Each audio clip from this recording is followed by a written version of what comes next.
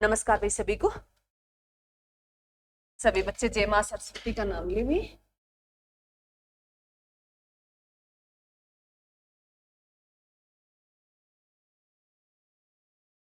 क्या पढ़ रहे हो तुम? हिस्ट्री पढ़। हिस्ट्री में हमारा चल रहा है मेरे बच्चे मध्यकालीन भारत चल रहा है। क्या चल रहा है? हाँ जी, मध्यकालीन भारत का इतिहास पढ़ रहे हैं मेरे बच्चे। इसमें जो अभी तक हमने जो टॉपिक कर लिए मेरे बच्चे, वो मैं एक बार जो कुछ नए बच्चे बैठे हैं तो थोड़ा सा अब ये ना सोचे पुराने बच्चे मैडम तो डेली ही हमें बताती है, उनको भी थोड़ा मध्यकालीन भारत में बातें नहीं भी। एक देखो मेरे बच्चे, तुम्हें नहीं पढ़ना ना, तुम शांत बैठे रहो, कुछ ना लिखोगे ना तो भी मेरे को ये इतना एक अनुभव है, मेरे खुद पे मेरे को विश्वास है, तुम कुछ सीख के जाओगे। परंतु तुम बीच में बोलते हो ना तो तुम खुद सीख के जाओगे, मेरा ध्यान भटकता है, फिर मेरे को गुस्सा भी आता है। मैं क्या, शांत रहा करो। तुम बोलते हो सीख लो माँ, अगर पेन पून की दिक्कत है तो कोई बात नहीं, ले लो एक दूसरे से, परंतु बीच में ऐसे नहीं मेरे बच्चे, ठीक है? चलो, अभी तक हमने जो टॉपिक किए हैं, पहला हमने किया अरबों का आक्रमण। भारत पर अरबों का आक्रमण। उसके बाद जो हमने पढ़े राजपूत वंश। ये हमारे टॉपिक हो गए, मैं बता देती हूँ, ठीक है? राजपूत वंश के बाद हमने पढ़े मेरे बच्चे दिल्ली सल्तनत।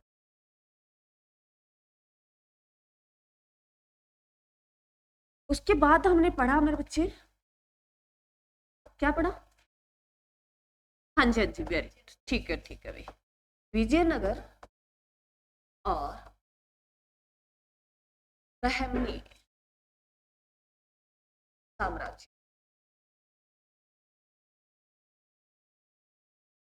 उसके बाद अब हमारे चल रहे हैं कुछ भक्ति आंदोलन जो है। हाँ जी, अब जो हमारा टॉपिक चल रहा है वो भक्ति आंदोलन, जो कल हमारा कंप्लीट हो गया। और आज जो हम जो पढ़ेंगे सूफी आंदोलन।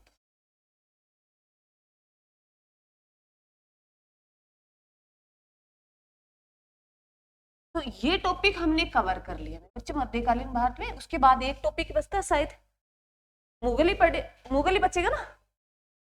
हाँ, मुगल बस पढ़ेगा, बचेगा बस। जो आज हमारा सूफी संत, मेरा टारगेट तो लेके आई हूँ और पता नहीं है, मैं खुद पे मेरे को इतना विश्वास नहीं है, मैं करा जाऊंगी क्या। सूफी आंदोलन हम मतलब बीच में कोई खास बात नहीं आई, कोई समझाने वाली नहीं आई, तो हम सूफी आंदोलन कर लेंगे आज। उसके बाद हमारा मुगल है शुरू हो जाएगा। ये सारे मध्यकालीन भारत के टॉपिक है। जो अब कोई बच्चा ये कहे भी मध्यकालीन भारत में क्या क्या पढ़ा जाता है, क्या क्या होता है, तो अरब आक्रमण में हमने जो किया मेरे बच्चे, मैं सारे नहीं लिखूंगी, मैंने क्लास दे दी। जो नए बच्चे बैठे हैं वो ये ना घबराएं, मैडम उसके बाद कराएगी नहीं, घूम के पहिया फिर वापिस आएगा, ठीक है?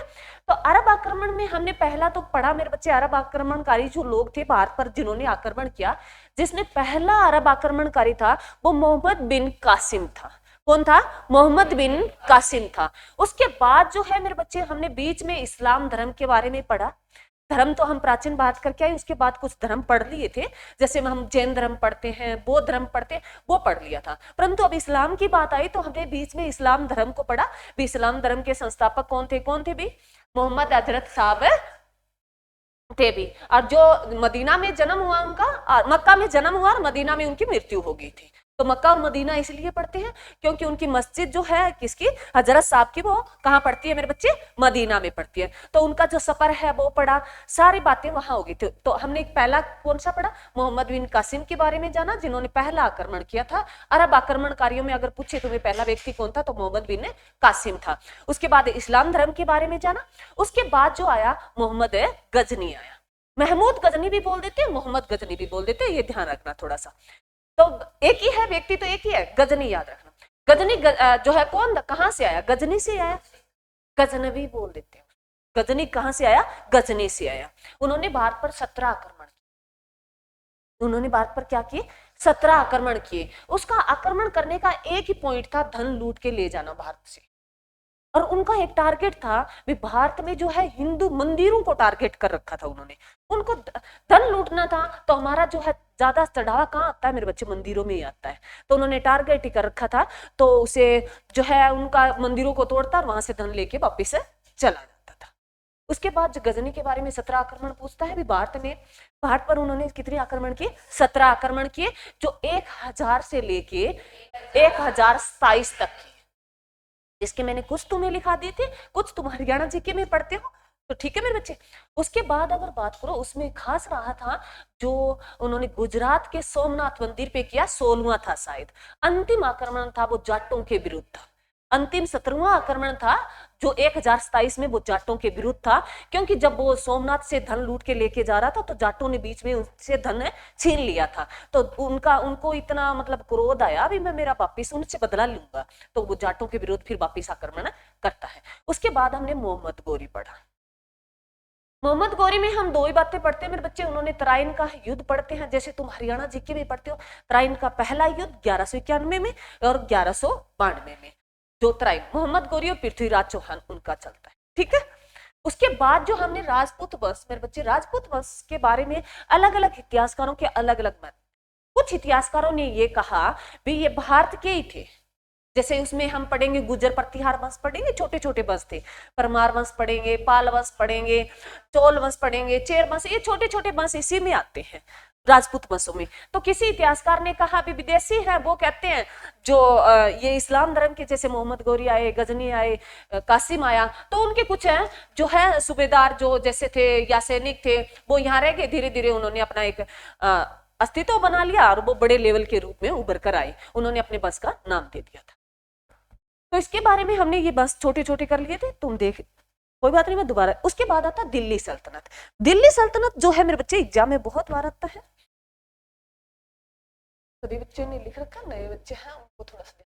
दिल्ली सल्तनत का टाइम पीरियड शुरू होता है मेरे बच्चे 1206 से चलेगा 1526, ये मैं कल शुरुआत कर दूंगी, 1526 में मुगल आ जाएंगे। तब एग्जाम में सीधा ही क्वेश्चन आता है दिल्ली सल्तनत का टाइम पीरियड क्या रहा था, तो 1206 से 1556 तक रहा था। 26 है क्या, 26 सॉरी भाई, 1206 से 1526 रहा था किसका, दिल्ली सल्तनत का। दिल्ली सल्तनत में इस कितने वंश हुए थे, 5 वंश हुए थे। कितने वंश हुए थे, 5 वंश, जिनकी सीक्वेंस तुमसे पूछता है भी पहला कौन सा आया, उसके बाद कौन सा है, उसके बाद कौन सा है, तो वो पांचों कंटिन्यू याद करने होते। पहला होता है दिल्ली सल्तनत का, ऐसे क्वेश्चन आएगा, दिल्ली सल्तनत का पहला वंश गुलाम वंश कौन था, गुलाम वंश। जैसे मैं सूफी संत पढ़ाऊंगी ना, तो उनमें इनका जिक्र आएगा थोड़ा थोड़ा, तो मैं वहां तुम्हें ये क्लियर कर दूंगी, ठीक है।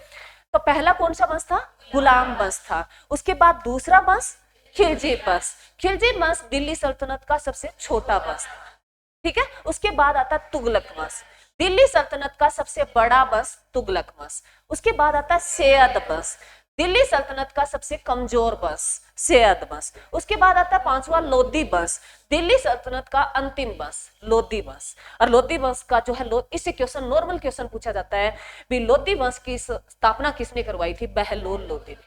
इससे ये क्वेश्चन बहुत बार आया। इब्राहिम लोधी के बारे में पानीपत की पहली लड़ाई पढ़ेंगे, बाबर पढ़ेंगे, तब मैं तुम्हारा दोबारा सारा रिपीट करा दूं, क्योंकि जैसे मुगल शुरू करेंगे तो पहले बाबर ही आएगा ना, तो वो दिल्ली पानीपत का पहला युद्ध हमें वहां पढ़ेंगे, ठीक है।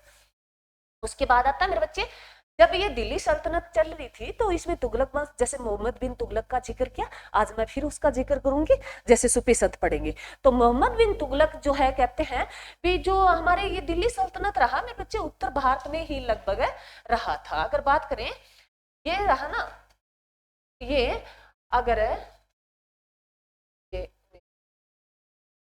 उत्तर भारत में दिल्ली ही आया ना, अरे दिल्ली है या नहीं, यहाँ दिल्ली है, तो उत्तर भारत में ही दिल्ली सल्तनत पनपा था, ना कि वो दक्षिण भारत में आया। दक्षिण भारत में आया नहीं, परंतु दक्षिण भारत में खिलजी वंश ने विस्तार कर लिया था, जो है उसका एक ही जड़ा होगा। उन्होंने जो है राजा, छोटे छोटे राजा हुए, परंतु सबसे पहले यहाँ शुरुआत की थी ना तुगलक वंश में। जैसे यहाँ विजयनगर होगा मेरे बच्चे, यहाँ बहमनी साम्राज्य होगा, ठीक है। अब इसके बारे में बता रही हूँ तुम्हें। तो जो है मेरे बच्चे, ऊपर दिल्ली सल्तनत चल रही थी उस टाइम, यहाँ विजयनगर और यहाँ बहमनी साम्राज्य। विजयनगर है जो मेरे बच्चे कर्नाटक वाला क्षेत्र बताया जाता है, और बहमनी साम्राज्य है गुजरात महाराष्ट्र वाला क्षेत्र बताया जाता है। इनके बीच में एक नदी बहती है मेरे बच्चे। हाँ जी, इसके बीच में एक नदी बहती है जो कृष्णा नदी बहती है। तो तुमसे नॉर्मल क्वेश्चन पूछ लेता है, बहमनी साम्राज्य और विजयनगर साम्राज्य को जो अलग करने वाली नदी थी वो कौन सी थी? कृष्णा नदी।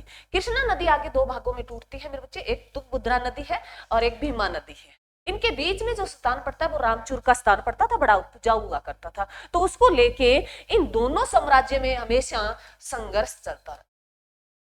तो ये पूछ सकता है तुमसे भी बहमनी साम्राज्य और जो है विजयनगर साम्राज्य में जो संघर्ष चलता था वो किसको लेके सबसे ज्यादा हुआ करता था? तो ये बीच में तुंगभद्रा नदी और जो है और ये भीमा नदी है, तुंगभद्रा नदी और भीमा नदी, इनके बीच में जो युद्ध है, रामचूर क्षेत्र है उपजाऊ क्षेत्र था। तो इस क्षेत्र को लेके बहमनी साम्राज्य कहता है ये क्षेत्र मेरा है और विजयनगर कहता है ये क्षेत्र मेरा है, परंतु विजयनगर इस पे राज करता था। ठीक है, क्लियर? तो ये मेरे विजयनगर और मेरे बच्चे विजयनगर जो है इधर दिल्ली सल्तनत चल रहा था। तो मोहम्मद बिन जो है तुगलक की अगर बात करें तो विजयनगर के संस्थापक तुम मानते हो? जैसे ये क्वेश्चन बहुत बार आता है। इसमें जो विजयनगर के संस्थापक थे मेरे बच्चे, एक हरिहर का नाम जानते हो? तो हरिहर और बुक्का मेरे बच्चे, हरिहर और बुक्का दो भाई थे। हरिहर और बुक्का दो भाई थे। ये जो है मोहम्मद बिन तुगलक इनको बंदी बना के ले जाता है और वहां इसको इस्लाम धर्म कबूल करा देता है। कुछ दिन तो उसके कैद में रहते हैं, बाद में जो है उनको धीरे धीरे हमारे पास कोई व्यक्ति रहने लग जाए तो हमें भी विश्वास हो जाता है। तो हम ये सोचते हैं ये थोड़ी गद्दारी करेगा, गद्दारी तो हर कोई करता है, करते नहीं करते? हम माँ बाप के साथ रहते हुए कर जाते हैं ना। तो ये ध्यान रखना। तो उन्होंने क्या किया, उनको छोड़ दिया और उन्होंने कहा आप जाए दक्षिण भारत में अपने साम्राज्य का विस्तार करें और जो है वहां इस्लाम धर्म का प्रचार करें। तो वो क्या हुए, वो एक जो है सूफी संत के जो है शरण में आते हैं। सूफी संत था, उनके शरण में आते हैं। सूफी संत जरूरी नहीं है मेरे बच्चे इस्लाम धर्म से थे, तो उन्होंने इस्लाम का ही प्रचार किया। उन्होंने कहा सब एक जैसे ही है, कोई भेदभाव नहीं करना चाहिए, परंतु कुछ कट्टर भी थे, कुछ है कट्टर भी थे। तो उन्होंने कहा तुमने अपना धर्म क्यों बदला? और वैसे भी मैं तुम्हें कहती हूँ मेरे बच्चे, जैसे आ गया धर्म तो हमने बनाए, ये तुम भी जानते हो और मैं भी जानती हूँ। मेरे कहने से ना तुम बदलते ना मैं बदलती हुई, झूठ बात है ये, हम कह देते हैं भी आते हैं। तो तुम्हारी समझ इतना, तुम्हारा माइंड काम करता है। आज के बच्चे थोड़े से एडवांस लेवल के हैं। तो मेरे बच्चे धर्म किसी के कहने पे नहीं बदलना चाहिए। अपना धर्म ना छोड़ो, अपने धर्म की कुछ कर्म है, कुछ नियम है, उन पे फॉलो करते जाओ, बस अच्छे काम करते जाओ। तो मेरे बच्चे विजयनगर में जैसे ही आए कौन, हरिहर और बुक्का, तो वो सूफी संत के शरण में जाते। उन्होंने कहा होगा भाई धर्म क्यों बदला? तो उन्होंने वापिस क्या धर्म अपना लिया, हिंदू धर्म को अपना लिया और विजयनगर की क्या कर दी थी, स्थापना कर दी थी। ठीक है, इधर बहमनी साम्राज्य था, ये मुस्लिम साम्राज्य था। कैसा था? इस्लामी साम्राज्य था। और ये विजयनगर कौन सा था? हिंदू साम्राज्य था। ठीक है, इसके बारे में जो बाद में और पढ़ेंगे मेरे बच्चे, अभी तो ये कंप्लीट हो गया। उसके बाद हमने कल भक्ति आंदोलन को कंप्लीट कर लिया था।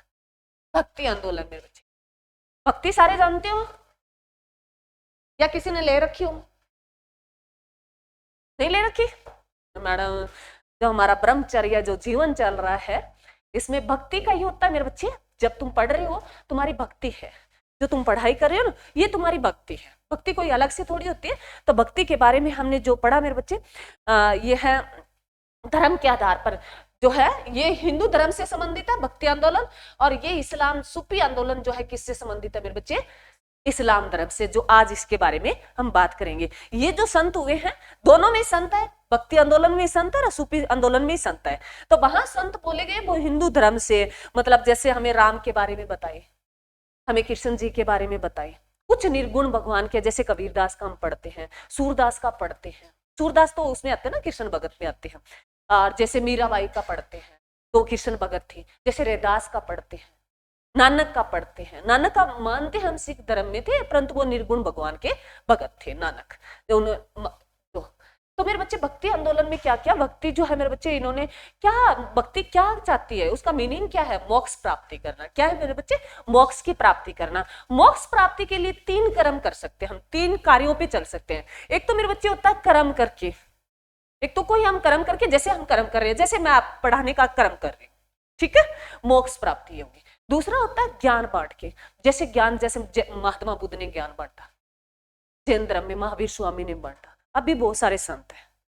और तीसरा जैसे हम पढ़ते हैं भक्ति, भक्ति होती है जैसे तुमने प्रयागराज में देखा होगा जो नागा साधु आए थे, क्या तुमने यहाँ गलियों में भटकता देखा है? नहीं, वो पहाड़ों में कहीं चले जाते हैं, शमशान में कहीं चले जाते हैं, वो भक्ति में लीन रहते हैं। वो होती है भक्ति। तीनों समझ में आया? कर्म जो हम कर रहे हैं, तुम भी कर रहे हो पढ़ने का और मैं पढ़ाने का कर रही हूँ। ज्ञान जैसे महावीर स्वामी ने बांटा, जैसे महात्मा बुद्ध ने बांटा, और भी संत है, मतलब ये मैंने नाम ले दिया, ठीक है। उसके बाद अगर भक्ति का बात करो तो नागा साधुओं की बात करते हैं, तो वो हिमालय में बैठे रहते हैं, वो महसूस ही नहीं होता। हमारे जैसे पत्रकार प्रयागराज में पहुंचे, बाबा जी आपको ठंड नहीं लगती? अरे कहाँ की ठंड, साधु थोड़ी बनते, घर में रहते। साधु बनना बहुत, ना हम कहते हैं ना, उनको कोई टेंशन नहीं होती, उनके पास खाने के लिए नहीं, मुलायम बिस्तर नहीं होते, माँ उसको बुलाती नहीं है, गर्म रोटी नहीं होती उनके पास, उनसे पूछना। उनका जो है ये एक लेवल के बाद जब भगवान के चरण में आ जाते हैं, जैसे प्रेमानंद आ गए। प्रेमानंद है तो हर कोई पसंद करता है प्रेमानंद को, चाहे कोई धर्म से हो। तो प्रेमानंद को क्यों पसंद करता है? प्रेमानंद अभी मान लो सपोज करो 2-1 साल, मेरे को तो 12-1 महीने हुए हैं जब ज्यादा मतलब लोगों के सामने आया है। उससे पहले भी तो प्रेमानंद थे, प्रेमानंद तो बूढ़े हो गए, थे या नहीं थे? तो लोग पहले कहाँ थे? अगर प्रेमानंद को ही मानते हैं तो लोग कहाँ थे? प्रेमानंद क्या कर रहा था? भक्ति कर रहा था। भगवान को इसको इतना मतलब हुआ, भगवान से उनकी इतनी मिली तो वो इतना फेमस हो गया, उसके विचार इतने हैं, एक संत बन गए। प्रेमानंद ने एक बार कहा है, मुझे क्या नसीब नहीं होती थी? रोटी नसीब नहीं होती, हम भूखे रहे हैं। ये जो है आपको जो चेहरे पे ग्लो, प्रेमानंद कहते हैं, पूछ लेते हैं तुम्हारे जैसे बच्चे भी, बाबा जी आपके चेहरे पे इतना ग्लो क्यों कर रहा है? करता है ना, पूछते हैं ना, तो वो ग्लो एक प्रकृति की देन है। ना कि बाबा जी क्रीम थोड़ी लगाते हैं, अरे लगाते हैं, या फेशियल करवाते हैं? नहीं करवाते। वो एक प्रकृति की चमक है, उसकी उसकी चमक है, राधा नाम की चमक है। उन्होंने सिर्फ वो एक ही बोलते हैं भी राधा नाम की चमक है ये। वो कहते मेरी दोनों किडनी फेल है, आस्था पे दुनिया टिकी, ठीक है नहीं टिकी। और तुमने जैसे मेरे बच्चे, इसके साथ एक लिंक जोड़ना चाहूंगी, मेरे को, मैं हमेशा कहती हूँ पढ़ना ही जरूरी नहीं है मैं आपको सारा ये कंटेंट दूं, कुछ समझ पैदा भी होनी चाहिए तुम्हारी कॉमन सेंस के। जैसे एक बच्ची सुबह मेरे से क्वेश्चन कर रही थी, मैडम आपको क्या लगता है जो खेजड़ी वाला मुद्दा चला हुआ है, आपके ओपिनियन क्या कहते हैं? फिर बाद में पता चला भी एक फरीदाबाद का है, जैसे फरीदाबाद में झूला टूट गया मेरे बच्चे, डॉलर झूला टूटा है, क्या ओपिनियन है आपका? क्या कहना चाहोगे आप? व्यवस्था में कमी थी, लापरवाही थी, किसकी? झूले पर लापरवाही की थी? कहाँ आप वहां थे? सोशल मीडिया से देखा? आइडिया लापरवाही। और जैसे अभी मेरे बच्चे, जरूरी नहीं उन्होंने अपने विचार रखे, हर किसी के विचार होते हैं। दूसरा, अजीत पवार जिनकी जो हेलीकॉप्टर क्रैश में डेथ हुई है, हेलीकॉप्टर वालों की गलती थी, साजिश थी ना? भी कई बच्चों ने कहा साजिश थी, अभी भी हम बात कर रहे थे, कहते साजिश थी मैडम कुमारानी की, कोई बदला था? तो मेरे बच्चे, मैं तुम्हें एक बात कहती हूँ, हर कोई करता है, हम नहीं करते, हमारी साजिश नहीं होती। जो झूला बना रहा, जो झूला मतलब बैठा है, वो दिहाड़ी के लिए बैठा होगा वहां? अरे बैठा नहीं बैठा, हमारे दिमाग में ही आया दिहाड़ी के लिए बैठा। उन्होंने सोचा भी ये चढ़े, मैं भी अभी 5-10 दिन की बात है, 5-10 दिन की है क्या, 10 फरवरी को कितनी थी वे, 1 फरवरी को ही है, इसी महीने की बात है। मैं भी बैठी थी डॉलर झूले, उस दिन मैंने फील किया डॉलर झूले में बैठ के, मैं अपनी बताती हूँ, मैंने फील किया काश ये टूट जाए। उसमें ही बैठी हूँ और मैंने ये अंदर से मेरी आवाज आ रही है ये टूट जाए, और मेरी बच्चियां तो मेरे सामने खड़ी है, जो मैंने मेले में उनको खड़ा कर दिया। मैं कहती बेटा तुम, मैं झूला झूल के आती हूँ, तुम यही खड़े रहना। उनकी तरफ मैं देख रही हूँ, मेरे को झूले की कोई फीलिंग ही नहीं आई। मेरी ममता जुड़ी थी मेरी बच्चियों से, और मेरी बच्चियां ये सोच रही थी मम्मा पता नहीं कहाँ। उसको मैंने झूले से वाई किया, उन्होंने देखा भी हाँ मम्मा है। मेरे ये विचार आए फिर, काश ये झूला टूट जाए। फिर मैंने कहा यार ऐसे तो नहीं हो सकता, डर तो मैं ही गई थी यार, कैसे नहीं हो सकता। मैंने कहा भगवान का नाम लिया, जैसे राधा राधा तुम बोलते हो, राम राम बोलते हो, वैसे मैंने अपने भगवान को पुकारा जैसे मैं नाम से बोलती हूँ, तो आस्था जुड़ी हो। जब ऊपर वाला बचाने वाला होता ना, तो कोई सिस्टम फेल नहीं हो सकता। जब ऊपर वाला ही साथ छोड़ देता ना, पता नहीं उसमें कौन सा जो है उसके कर्म साथ नहीं दे, वो कितनों को साथ ले गया, जिनकी थी, कितने उसमें घायल हो गए। तो आस्था भी जुड़ी हो, सिस्टम, जैसे परमाणु बम लीक भी हो जाते हैं। तुम गोरखपुर वाला देख रहे हो, हमारे आसपास ही है। इसमें जो बिजली बन रही है क्या किससे बन रही है? परमाणु बम से बन रही है। किससे बन रही है रे? परमाणु से। अगर उसमें जो एक ही चीज सिस्टम पर हमने बनाया ना, वो सिस्टम प्रकृति ने नहीं दिया ना। जब तक प्रकृति देती है तो वो खिलवाड़ भी करती है। समुद्रों के साथ बैठे होंगे लोग, झुंपड़ियां बना के रहते हैं, प्रकृति का भूचाल आता है उनको बहा के ले जाते हैं। देती नहीं देती। तो सारा सिस्टम, मेरे बच्चे, सारा दोष हम किसी को नहीं दे सकते। वो दिहाड़ी के लिए बैठा था, उसने ये सोचा भी मेरा बीच में टूट जाए, उस बेचारे को पकड़ दिया, उसकी तो दिहाड़ी गई। अगर उन्होंने कोई गलती की है तो कोई बहुत गलत बात है। दूसरा, जैसे बच्चे ने, एक तो ये हो गया, दूसरा खेजड़ी वाला था। खेजड़ी बचाने के चक्कर में सारे गए, वीडियो वायरल कर रहे हैं, हम भी कर रहे हैं, कर रहे हैं नहीं कर रहे। तो हमारी ये जो सोशल मीडिया क्या कहता है मेरे बच्चे, सोशल मीडिया का काम ही है उस चीज को इतना मतलब अच्छे तरीके से तुम्हारे सामने पेश करेंगे ताकि तुम अट्रैक्टिव, ये आकर्षण होता है ना। और युवा लोग आकर्षण क्यों करते हैं? वो हर चीज की तरफ अट्रैक्टिव है। तुमने देखा होगा मार्केट इतना सुंदर क्यों बनाता है? तुमने दुकान के सामने देखा होगा सुंदर सुंदर चीजें क्यों लगाता है? अट्रैक्टिव। अरे हर कोई चाहता है। हाँ, तो भाई ये सिस्टम है मेरे बच्चे। जितना तुम इसको समझने की कोशिश करोगे तुम जिंदगी में सही से रहोगे।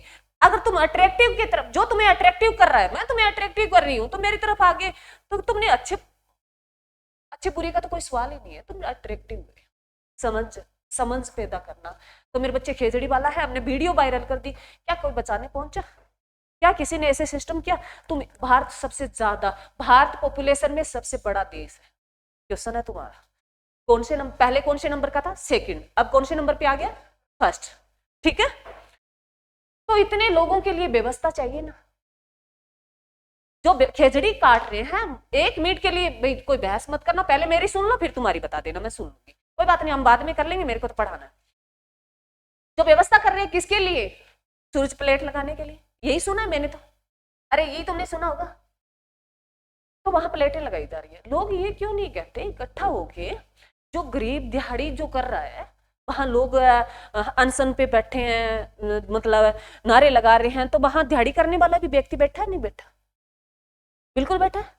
और जिनके पास बहुत कुछ है वो भी बैठा है, बहुत कुछ है, उसके फर्क पड़ता है?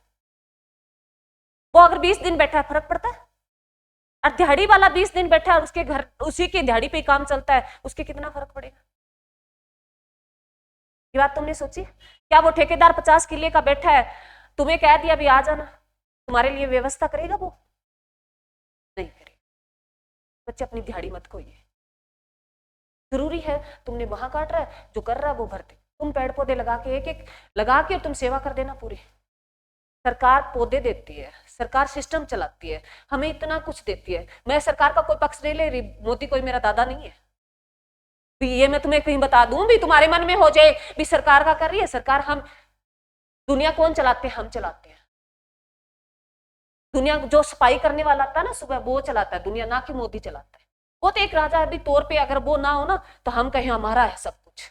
अगर कानून ना हो ना तो मैं तुम्हें कह दूं, आज ये कह दिया जाए फतवा जिले में पुलिस हटा दी जाए और जो है अपनी मर्जी से करे, तो मैं कहती हूँ तुम्हें बाहर ही नहीं निकलने देंगे लोग। निकल जाओ तो तुम कह लेना। हम कितने तीख मार हैं, मैं आज इतना कह रही हूँ, मेरे को कोई रोक के दिखाए ना, निकलने दे, सन हटा दे। मैं किसके दम पे कह रही हूँ? कानून के दम। मेरे को पता है 112 पे कॉल करूंगी तो आएंगे, विश्वास है। तो मेरे बच्चे कुछ चीजें देनी पड़ती हैं। तो जहां जो सिस्टम रहा है, अब जहां बिजली नहीं पहुंच रही, राजस्थान कोई छोटा नहीं है मेरे बच्चे। अब कई बच्चे ये कह रहे हैं मैडम कोई और जमीन होगी। अरे और जमीन जो है मेरे बच्चे कहां से आएगी? तुम दे दो, तुम्हारे पास पहुंच करो 100 किले हो और तुमसे मांग लिए जाए 5 किले भी, किसी को दान कर दो। भूदान आंदोलन सुना है मेरे बच्चे? चलो तुम्हारे साथ साथ जीके भी तो पढ़ो ना तुम। ये ना हो सुफिसन तो हम पढ़ ही लेंगे, भूदान आंदोलन बच्चे।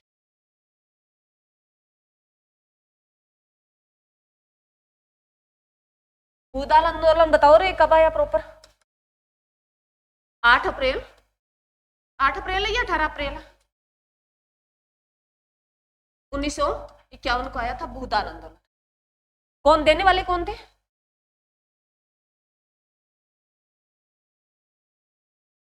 विनोबा भावे थे।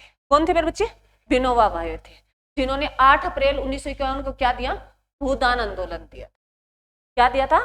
भूदान आंदोलन। नाम का एक आंदोलन चलाया। क्या था? भूदान, भूमि का दान करना। क्या था मेरे बच्चे? भूमि का दान करना। ये कहते हो, सपोज करो तुम्हारे पास जमीन हो और मैं ये कह दूं भूमि दान करना। तुम्हारे घर में मम्मी ने रोटी बनाई हो, रोटी फिक्स ही होती है घर में, पता होता है ना इतनी रोटी से काम चल जाएगा, और तुम्हें कह दो दान करो, मम्मी से पूछना पहले तो, कोई कहेगी मेरे से नहीं बनती, अगर तेरी हिम्मत है ना बनाने की तो दान कर दे। कहती नहीं कहती? तो मेरे बच्चे ये तो बहुत रोटी है, वो ज्यादा महंगी नहीं है, रोटी दान करना कोई महंगी नहीं है। और खाने की अगर हम कहें ना, हमें खाने के लिए और पहनने के लिए नॉर्मल कपड़े और नॉर्मल खाना, ऐसी दुनिया में कोई नहीं है हमें ना मिल सके। और हम ये भी कह देते हैं हमारे आसपास भूखे भी रहते हैं। अब तुम ये को पिज्जा चाहिए, चाउमीन चाहिए, तो वो कोई खाना नहीं है मेरे बच्चे, वो खाना नहीं है। क्या है? स्वाद है। पैसा है तो मिलेगा।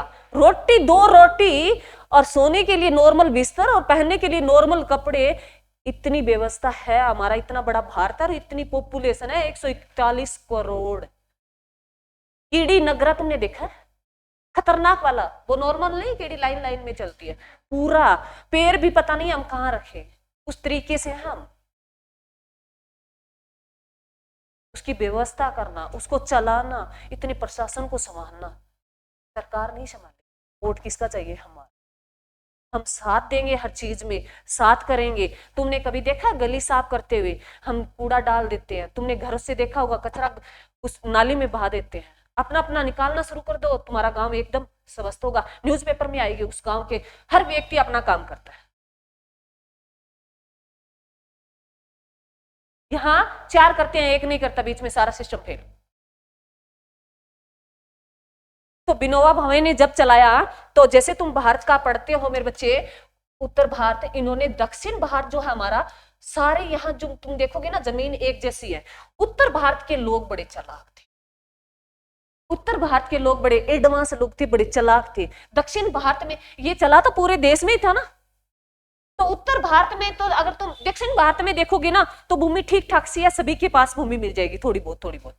और उत्तर भारत में तुम देखोगे 100-100 किले वाले मिल जाएंगे और बिना किले वाले मिल जाएंगे। ये आधुनिक भारत पढ़ेंगे ना तब उसमें मैं तुम्हें पढ़ाऊंगी जमींदारी प्रथा है, स्थायी प्रथा है, वहां तुम ऐसे क्वेश्चन आते हैं। तो वो यही प्रथाएं थी मेरे बच्चे। जमींदार लोग टैक्स लगाते थे लोगों पे, राजा महाराजा होते थे, उनका शासन कैसे चलता? टैक्स से चलता, टैक्स का पैसा आता, शासन संभालते। जो ज्यादा टैक्स, ज्यादा राजा कठोर होता तो वो टैक्स का बढ़ा देता। जैसे किसी ने 3/4 कर दिया, किसी ने 5/6 कर दिया, पीछे अगर तुम्हारे कोई चीज आ रही है तो 5 टैक्स में दो। तो मेरे बच्चे ऐसे ऐसे करते हुए लोग जो गरीब हो गए और उनकी भूमि छीन गई, और जो जमींदार बड़े बड़े लोग थे उन्होंने भूमि लेना शुरू कर दी थी। कुछ एक जमींदारों में भूमि सिमट के रह गई थी। तो विनोबा भावे ने सोचा कि लोगों का कल्याण कैसे होगा? जब देश आजाद हुआ 47 और 51 में कोई फर्क नहीं है, 47 में हम आजाद हुए थे, तो उन्होंने सोचा भी ऐसे तो सरकार कितनी व्यवस्था करे, लोग क्या क्या दे, सरकार ने कमी नहीं छोड़ रखी है। और मैंने कहा जैसे तुम ये ले रहे हो ना राशन फ्री का, जितने मतलब 5 रुपए का 2 का चीनी, कुछ ऐसे 5 का कितनी मिलती है, वो 1 किलो चीनी के देते हो पैसे। मेरे घर में आता, मैं ये नहीं कहती नहीं आता, परंतु वो मेरे खिलाफ है। गेहूं आता है, ये किसके लिए सरकार बना रही है? तुम गुलाम बन रहे हो। क्या बन रहे हो? तुम्हें गुलाम बन रहे हो। सरकार तुम्हें देगी, सरकार योजना क्यों दे रही है? तुम्हें गुलाम बनाने के लिए। बीजेपी सरकार बहुत अच्छी है, जो हमें 21 रुपए देती है, हमें कनक देती है, हमें चीनी देती है, हमें तेल देती है, तो वो तेल ही दे रही है तुम्हें। हमारे कहावत है तेल देना, है ना? तो तुम्हें वो तेल ही दे रही है मेरे बच्चे। और तुम अपाहिज हो जाओगे, हमारा शरीर इतना वो हो जाएगा, हम काम हाथ पैर नहीं मारते अपने काम के लिए, अपने काम के लिए हाथ पैर नहीं मारेंगे, हम डरते हैं। हमें पसीना आता है, खेत में काम करे पसीना आता है, आता ही नहीं आता, और पसीने में बदबू आती है, उससे कुछ नहीं होगा, शरीर साफ होता है अंदर से। तुम बैठे रहो एसी में, एसी अभी चलने लग जाएगी थोड़े दिनों में। क्या दे रही है ये एसी? कौन सी करती है रे बताओ? ओजोन परत पड़ रही है, ओजोन परत। अरे ओजोन परत दिवस कब मनाते हैं? कौन सी तारीख को मनाते हैं? 16 सितंबर को मनाते हैं मेरे बच्चे। कब मनाते हैं ओजोन परत दिवस? कब मनाते हैं? 16 सितंबर को मनाते हैं। इस ओजोन परत जो है क्या है, तुमने बनाई या प्रकृति ने बनाई? प्रकृति ने बनाई ना। नुकसान कौन पहुंचा रहे हो? तुम पहुंचा रहे हो? नहीं मैडम, हम तो कैसे पहुंचा रहे हैं? ऐसे में तुम बैठे हो तो तुम ही पहुंचा रहे हो। ऐसी कौन सी गैस छोड़ती है? कौन सी छोड़ती है? C F C, fluorocarbon. मैं तुम्हें बातें बता रही हूँ, क्वेश्चन भी बता रही हूँ। ये तुम्हारे नॉर्मल क्वेश्चन है जो आते एग्जाम में। कौन सी गैस छोड़ रही है? फ्लोरो कार्बन। ऐसे या खेत में काम करके, या कोई जरूरी नहीं है खेत में काम करे, और भी बहुत सारे काम होते हैं, मैंने तो एग्जाम्पल दिया है। तो इसमें बैठ के एक क्लोरो ले रहे हो तुम। तो जो ओजोन परत है यहाँ पृथ्वी पे हम बैठे हो, और उसके बीच में तीसरे लेवल कितने किलोमीटर ऊंची है वो? 25 से 50, या उसको नुकसान पहुंचा रही है। तुम सामने बैठे हो, तुम्हें नहीं पहुंचा रही? अरे नहीं पहुंचा रही, पहुंचा रही है मेरे बच्चे। हम आती हो गए इस चीजों के। तो मेरे बच्चे, हम काम से क्यों डरे? क्यों डरते हो तुम? सारे काम करने लग जाओ, तुम्हारे घर में किसी चीज की कमी ना आए। तो ये बात मेरे बच्चे, जरूरी नहीं है हम सारे अफसर बने। हमें व्यवस्था चलानी है, हमारा घर चलाना है, सारा सिस्टम देखना है। हम आगे जाएंगे, क्या पता हम किसमें हो जाए। मैं तुम्हें इसलिए ये बातें देती हूँ मेरे बच्चे। बच्चा ना इतना वो नेगेटिविटी लेने लग गया, भाई मैं क्यों नहीं बना, उससे क्यों नहीं आया, ज्यादा क्यों नहीं आया। तो मेरे बच्चे, ये कोई वो नहीं है, क्या पता हमारे में कोई कमी रही हो। अब मैं तुम्हें कहती हूँ, क्या पता मेरे में कोई कमी रही हो, तो मैं ये सोचती हूँ IAS क्यों नहीं बन गई। सोचते हो? तो कुछ चीजें हैं मेरे, उसकी कुछ पीछे लॉजिक है। अब सारे तुम्हें बताऊं तो तुम कहोगे सारों की प्रॉब्लम है, सभी की होती है। तो कुछ चीजें हैं मेरे बच्चे, हम खुद करेंगे, ना कि सरकार करेगी। तो खेजड़ी वाला है, और इतनी पॉपुलेशन बढ़ रही है, तुम चाहते हो हमारे पास नेट भी अच्छा पहुंचे, बीच में कोई रुकावट ना हो, वीडियो रुके ही ना हमारी, है ना। बिजली हमारे घर में 24 घंटे हो, चाहते हो नहीं चाहते? और ना हो तो हम ये कहेंगे, राजस्थान वाले कहेंगे दूर बैठे, अरे बच्चे कैसे पढ़े, वहां तो बिजली की व्यवस्था है ना, ना कोई मतलब नेटवर्क है, सोशल मीडिया नहीं है, तो बच्चे कैसे पढ़े। वहां जहां सरकार व्यवस्था पहुंचाने जा रही है, वो कहते हैं ऐसे करते हैं। अरावली पर्वत कहते हैं तुम खत्म करने जा रही है सरकार। किसके लिए कर रही है? बिल्डिंग तुम बना रहे हो, बजरी कहां से आती है, क्रेशर कहां से आती है? पत्थरों से आ रही है। तो पत्थर अरावली को नहीं तोड़ेंगे तो पत्थर क्या ऊपर से आते हैं? अरे ऊपर से थोड़ी आ रही है पत्थर। तो व्यवस्था करने के लिए कुछ ना कुछ करना पड़ेगा। हाँ, मिलजुल के हम सिस्टम को बदल सकते हैं। इनको ना काटे, इनमें व्यवस्था इस तरीके से की जाए, और जिम्मेदारी लें अपनी भी, हम इसको व्यवस्था कर सकते हैं। इतनी वो नहीं है सरकार के साथ बैठे। विपक्ष तुमने सुना होगा, जैसे हमारे घर में लड़ाई हो जाती है ना, तो सबसे ज्यादा हाथ होता है ना वो पड़ोसियों को होता है, और उसके पीछे रीजन क्या होता है? हमारा। हम पड़ोसियों को बात ही ना बताई तो पड़ोसियों को क्या पता हमारे घर में क्या होगा। पहले ही उनको बताएं, जाते ही पड़ोसियों को बेहतरीन। पड़ोसी हमारी भी ले लेते हैं, और हमारे घर में और होते हैं उनकी बात ले लेते हैं। बाद में जब आता है तब तो कहते हैं हाँ कोई दिक्कत नहीं है, हम तुम्हारा साथ है। बाद में जैसे पुलिस वाला आता है, हमें क्या पता, कम तो बेटा ही नहीं है, कम बाप ही नहीं है। हमारी प्रॉब्लम हम सोल्व करें, एक नीचा चले जाए, चुप रह जाओ थोड़ी देर के लिए, हो जाएगा सिस्टम। जैसे हम आमने सामने आएंगे तो लड़ाई होगी। तो ये मेरे बच्चे, कुछ प्रकृति ने नियम भी सिखाए हैं, तो वैसे ही शुभ संतों ने कुछ नियम दिए थे। ये दोनों बात याद रखना, ठीक है। चलो हम पढ़ते हैं सूफी आंदोलन। लिखो रे। तो सारी बातें किसी पे टाली नहीं जाती, भी सरकार गलत है, हम भी कहीं ना कहीं गलत है। सूफी आंदोलन।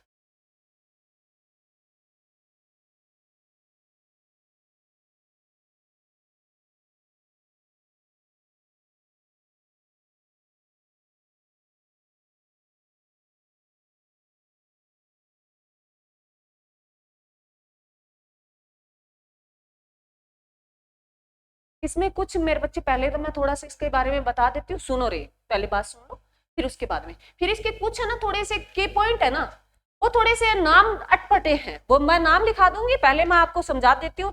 जैसे सूफी संत हुए मेरे बच्चे, जैसे भक्ति आंदोलन में हमारे संत, जैसे हमने कबीरदास का पढ़ा मीराबाई, तो सूफी, जैसे उनमें ओलिया है, निजामुद्दीन है, चिश्ती है, तो उनके नाम लिखेंगे हम। उनमें जैसे मैंने दिल्ली सल्तनत हम कर रहे थे, जैसे मोहम्मद बिन तुगलक का बताया। मोहम्मद बिन तुगलक जो थे, उसका नाम क्या था? जूना खां। जूना खां जो है मेरे बच्चे किसके बेटे थे? ग्यासुद्दीन। वहां मैंने तुम्हें ये बताया भी, ग्यासुद्दीन तुगलक जो है, ये जो है इधर वेस्ट बंगाल से विजय प्राप्त करके लौट रहा था, तो जूना खान ने एक महल बनाया लकड़ी का। तो मैंने वहां तुम्हें इतनी बात बताई थी। आज बताऊंगी भी उनका एक, जो जूना खान था ना, हर किसी का गुरु होता है, हमारे भी गुरु बनाते हैं, हम भी किसी को बनाए, चाहे गुरु गुरु होता है, हम जिसकी बात फॉलो करते हैं, मतलब विश्वास करते हैं, किसी को तो विश्वास करते हैं। तो वैसे ही जूना खान ने विश्वास करता था निजामुद्दीन औलिया के। निजामुद्दीन औलिया जो है वो जलता था किससे? ग्यासुद्दीन तुगलक। तो ग्यासुद्दीन तुगलक से जलता था, तो ये बात उसको बेटे को भड़काता है। वो कहता है जूना खां को भी, ऐसा कैसा बाप है, बडेरा हो गया, तेरे को ये अपना शासन नहीं दे रहा, गद्दी पे नहीं बैठने दे रहा, अभी इसकी उम्र थोड़ी है अभी शासन चलाए, तो तेरे को क्यों ना बिठा दे मोहम्मद बिन तुगलक को। जूना खां को कहता है, जूना खां का नाम है मोहम्मद बिन तुगलक, ठीक है। तो उसको कहता है, जूना खां कहता है अभी मैं कैसे मारूं मेरे बाप को, हटाओ कोई रास्ता दिखाए। तो फोन मिलाते हैं किसके पास? ग्यासुद्दीन तुगलक के पास। पास बैठा है ओलिया, कौन? निजामुद्दीन है ओलिया, जो किसके संत है? जूना खां के। उसके पास बैठा है, वो उसको कह रहा है रास्ता साफ करने के लिए। जूना खां अपने पापा को फोन करता है, फोन नहीं थे, मैं कहानी बना के बता रही हूँ, तुम्हें समझ में आए, ठीक है। कहीं तुम सोच जाओ एडवांस में, फिर पूछो मैडम उस टाइम टावर कौन से थे, सिम कौन सी थी, इतना नहीं पूछना। कहते हैं भी कितना टाइम लगेगा, भी ऐसे मेरे को तुमने इस बीजे पे मेरे को कुर्सी पे बिठा देना। जूना खां कहता है, उसका बाप कहता है नहीं, तो इतना समझदार कैसे हो गया मेरे होते हुए, उनकी बात नहीं मानता। फिर कहता है ओलिया कहता है उसको भी, बोल तेरे पापा को। कहते मैं दिल्ली आके बात करूंगा, अभी मेरे से कोई बात नहीं करनी, मैं दिल्ली आऊंगा तब सब कुछ देख लूंगा। तो ओलिया कहता है भी बोल, दिल्ली अभी दूर है। किसको कहता है? ग्यासुद्दीन तुगलक को। कौन कहता है? जूना खां, जिसका बेटा है। और बात कौन कह रहा है? ओलिया कह रहा है, निजामुद्दीन। जो निजामुद्दीन औलिया चाहता था वो ग्यासुद्दीन तुगलक नहीं मानता था। जरूरी नहीं है मैं जो कहूं, कई विचार ऐसे होते तुम ना मानो, कोई जरूरी नहीं है, तुम्हारा भी तो दिमाग है ना, यूज करो। तो वो फोन कहता है, जैसे ही उन्होंने रास्ते में क्या बना दिया था, एक लकड़ी का महल बनाया, ग्यासुद्दीन व्यवस्था कर दी थी। किसने? जूना खां ने। किसके कहने पर? निजामुद्दीन औलिया के कहने। तो जैसे मैं तुम्हें सूफी संत पढ़ाऊंगी तो उसका जिक्र करूंगी, ठीक है। और जो है निजामुद्दीन औलिया, जो मोहम्मद बिन तुगलक है, उसके बाद और भी आएंगे, चिश्ती भी आएगा। चिश्ती जो है इस जो सूफी संत का पहला संप्रदाय है। संप्रदाय समझते हैं मेरे बच्चे? जैसे संतों का एक हम जैसे दिल्ली से गुलाम बस जैसे पढ़ते हैं, लोधी बस पढ़ते हैं, खिलजी बस पढ़ते हैं, तो ये उनका भी एक संप्रदाय है, मंडली थी संतों की। तो वो ये किसी के तो वो भर रहे हैं ना, जैसे मेरे आज कोई शिष्य बन जाए, खास मैं कोई गुरु हूँ, अब मेरे कोई शिष्य बन गया तो वो एक संप्रदाय का, जैसे मेरे नाम पे रखते है ना, जैसे मेरा नाम, जैसे चिश्ती संप्रदाय थे, सूफी संतों के पहले संत माने जाते हैं, ऐसे 14 बताए गए हैं। वो अब्दुल खान ने बताया, हम नाम लिख लेंगे, की पॉइंट है ये लिख लेंगे। अब्दुल खान ने कहा 14 संप्रदाय हुए हैं अलग अलग नाम के। तो एक चिश्ती संप्रदाय जो सबसे बेस्ट बताया गया, पहला बताया गया है। तो उसके शिष्य थे कुतुबुद्दीन ऐबक थे, उनके शिष्य हुए हैं। जैसे कुतुब मीनार का तुम पढ़ते हो ना, वहां मैंने तुम्हें बताया कुतुब मीनार जो बनाई थी दिल्ली में, वो किसने बनाई थी? कुतुबुद्दीन ऐबक ने नींव रखी थी, इल्तुतमिश ने उसे पूरा कराया था। अब मैं तुम्हें अब सूफी संत पढ़ाऊंगी ना मेरे बच्चे, तो बीच में कहूंगी कुतुबुद्दीन जो है, शेख कुतुबुद्दीन ऐबक एक क्या था? संत था, सूफी संत था। पहुंचे हुए जो मतलब कुछ आगे की जानते हैं। और मैं तो हमेशा कहती हूँ, तुम भी भक्ति अगर सही तरीके से करते हो, राम राम अच्छे कर्म करते हो, तो तुम्हें कुछ एहसास हो जाता है कुछ चीजों का। ये हमेशा सभी में होता है, जरूरी नहीं है वो ही करें। तो मेरे बच्चे जो है पहुंचे हुए इंसान थे। उसके बाद जो है वो यहाँ इल्तुतमिश के टाइम में आएगा। और जो वो संत किसके संत थे, किसके गुरु थे? जो कुतुबुद्दीन ऐबक था ना, उन्होंने अपने गुरु बनाया। किसको? शेख कुतुबुद्दीन ऐबक को। ऐबक नहीं, ऐबक तो उसके लगेगा, कुतुबुद्दीन ऐबक जो है इल्तुतमिश की कुतुब मीनार की नींव रखेगा। तो है उन्होंने ये कुतुब मीनार अपने नाम पे नहीं बनाई थी। किसने? उसने कुतुबुद्दीन ऐबक ने अपने नाम पे नहीं, अपने गुरु के नाम पे कुतुब मीनार बनाई है। ठीक है, वो बात हम आज करेंगे। सारे राजा जो है हम दिल्ली सल्तनत में पढ़ के आए, उनके टाइम जो सूफी संत हुए उनके बारे में 2-2 3-3 की पॉइंट है, वो लिख लेना मेरे बच्चे। तो कुछ अलग की पॉइंट आएंगे, तो मेरा जो ओपिनियन हमेशा रहता है, मैं कुछ तुम्हें अलग बातें लिखाऊं, वो भी नोट है कर लेना मेरे बच्चे। तो इसमें कहते हैं मैं सूफी संत में ये सब अर्थ आया ना, ये सप नाम के अर्थ से आया है। ये सप नाम का कोई शब्द है, उससे सूफी नाम आया है। कहते हैं इस सब का अर्थ है मेरे बच्चे उन्नी बस्तर, उन्नी बस्तर या पवित्रता, पवित्रता। इसका मीनिंग बताया गया है भी ये सूफी नाम आया ना, ये सप नाम से आया है। इसका मीनिंग है, इसका अर्थ है मेरे बच्चे उन्नी बस्तर या पवित्रता।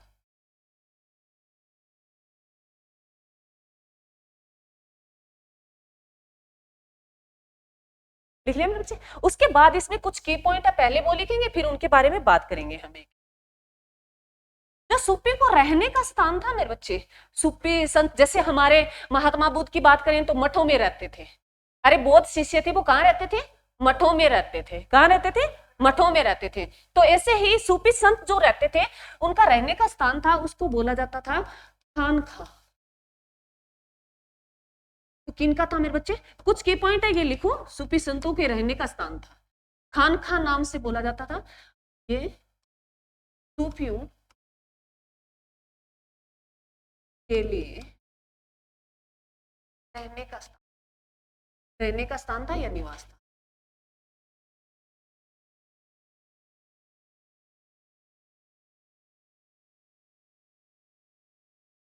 देख रहे हैं मुझे?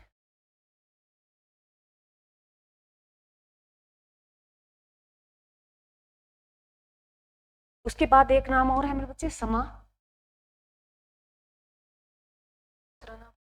समा, समा इनकी जो संगीत गोष्ठी हुआ करती थी, उनकी संगीत गोष्ठी जो मंडली हुआ करती थी, उसको ये समा बोलते थे। संगीत है,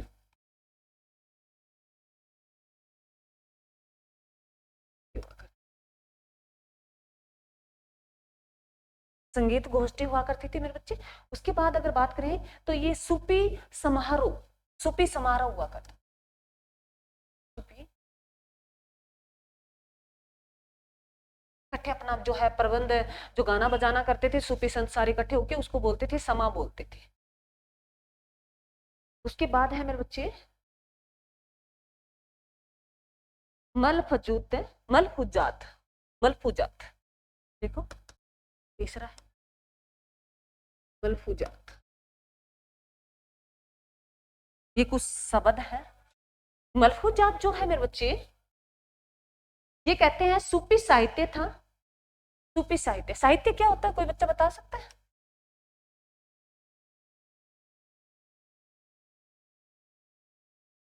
मलफूजात जो था वो एक सूफी साहित्य था। साहित्य तो तुमने लिटरेचर तो पढ़ा है ना? अरे पढ़ते हो नहीं कहते, कोई कहता है ना लिटरेचर पढ़ रखा है। व्याकरण तो कर लिया, अब लिटरेचर क्या कर रहा हूँ कह रही। तो तुम्हारे मन में ही आता है लिटरेचर क्या बोला है? आता नहीं आता क्या होती है? जैसे कोई किसी की मान लो हिंदी का साहित्य, क्या कहते हो तुम? हिंदी का इतिहास, हिंदी कहाँ से आई, किस किसने क्या क्या अपने ओपिनियन दिए, हिंदी में कविताएं कैसे आई, वो होता है जैसे लेख हो गया, वो सारे आते हैं हिंदी साहित्य में। जैसे सूफी साहित्य भी था, सूफी संत कैसे आए उनका सारा उसके वर्णन था, उसको क्या बोला जाता था? मलय फुजात। उसके बाद लिखो मेरे बच्चे शरीयत। के बाद है शरीयत। ये होते थे सूफी नियम। सूफी नियम जो होते थे मेरे बच्चे, उनको बोलते थे नियम या कानून। सूफी कानून या सूफी नियमों को क्या बोलते थे? शरीयत बोलते थे।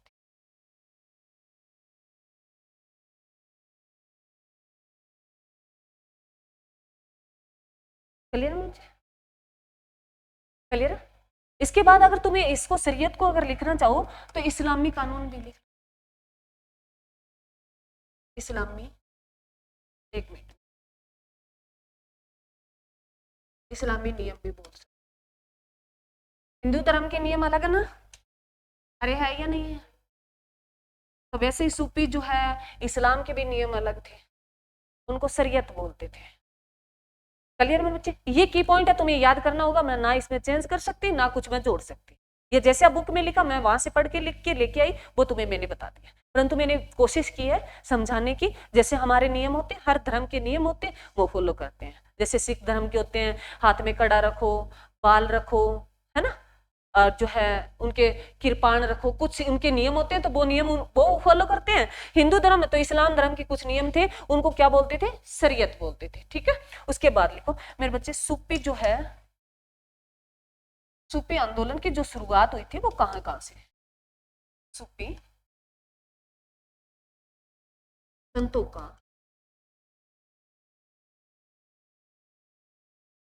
कहते हैं सूफी संतों का उद्भव हुआ था, वो दो देशों से माना जाता है, एक तो मेरे बच्चे ईरान, एक फ्रांस। सूफी संतों का जो है उद्भव, जो उनका सबसे ज्यादा जो उभर के सामने आए, उनका माना जाता है ईरान या फ्रांस। ईरान में तुम देखोगे सबसे ज्यादा मुस्लिम रहते हैं।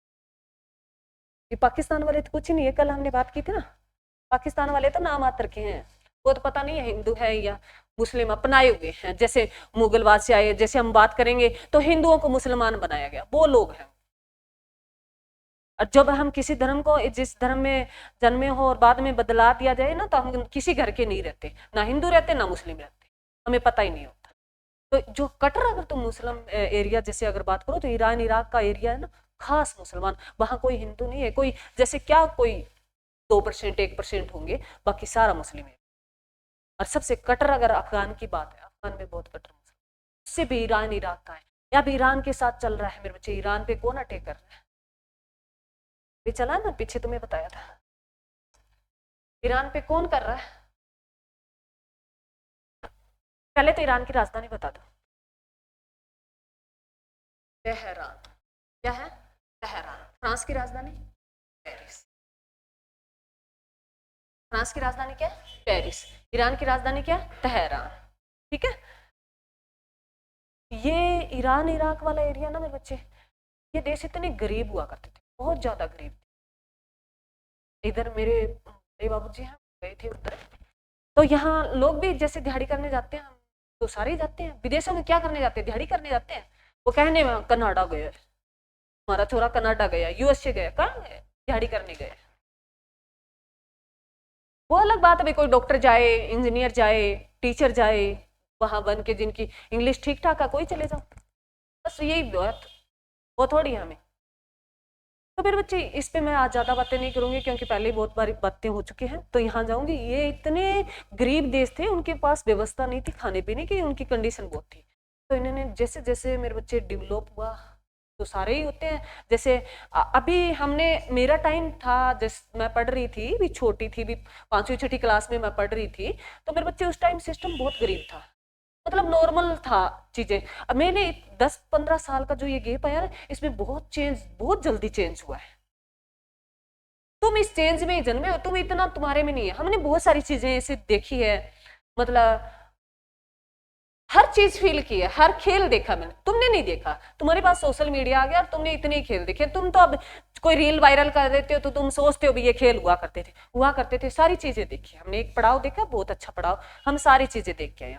तो ईरान इराक का जैसे जैसे दुनिया बदलती गई, उनके पास क्या मिले? तेल भंडार मिले। क्या मिले मेरे बच्चे? तेल के भंडार सबसे ज्यादा, पेट्रोल के, पेट्रोल तेल अलग से नहीं होता मेरे बच्चे, कच्चा मटेरियल सबसे ज्यादा तेल के भंडार मिले, वो इनके पास मिले। इन तेल से ही ये देश क्या है, बड़े अस्तित्व में आए। तेल से ही उन्होंने इतना कर लिया। फिर भी इनकी कुछ गलतियां हैं और कुछ प्रेशर है इन पे। जैसे अगर मैं बात करूं, तो हमारे दादा कौन है बीसों के? बस, कौन है दादा? यूएसए नाम दिया है मैंने, तुम ये मत कहना यूएसए दादा भी, ये दादा ही है। तो दादा क्यों है मेरे बच्चे? रीजन बताओ। क्योंकि सबसे पावरफुल कंट्री है। अगर तुम्हें पूछे भी सेना सबसे पावरफुल किस देश की है? यूएसए की है। अर्थव्यवस्था सबसे ज्यादा पावरफुल है, सबसे ज्यादा बड़ी है, वो किसकी है? पैसे के मामले में इकोनॉमी, जो पैसा है सबसे ज्यादा, कितनी है इसकी इकोनॉमी? 27 ट्रिलियन डॉलर की। कितनी इसकी इकोनॉमी है यूएसए की? 27 ट्रिलियन डॉलर की। और हमारी 3-4 ट्रिलियन डॉलर की। जो सबसे बड़ा देश कौन सा है? भारत। पॉपुलेशन में सबसे बड़ा है, परंतु इकोनॉमी सबसे बड़ी किसकी है? यूएसए की। पैसा ही उसके पास है, इकोनॉमी बड़ी है तो पैसा ही उसके पास है। और ये जो है मेरे बच्चे, यहाँ कौन बैठा है अभी? राष्ट्रपति कौन बैठा है? डोनाल्ड ट्रंप बैठा है। और कौन से नंबर का? 47वें नंबर का।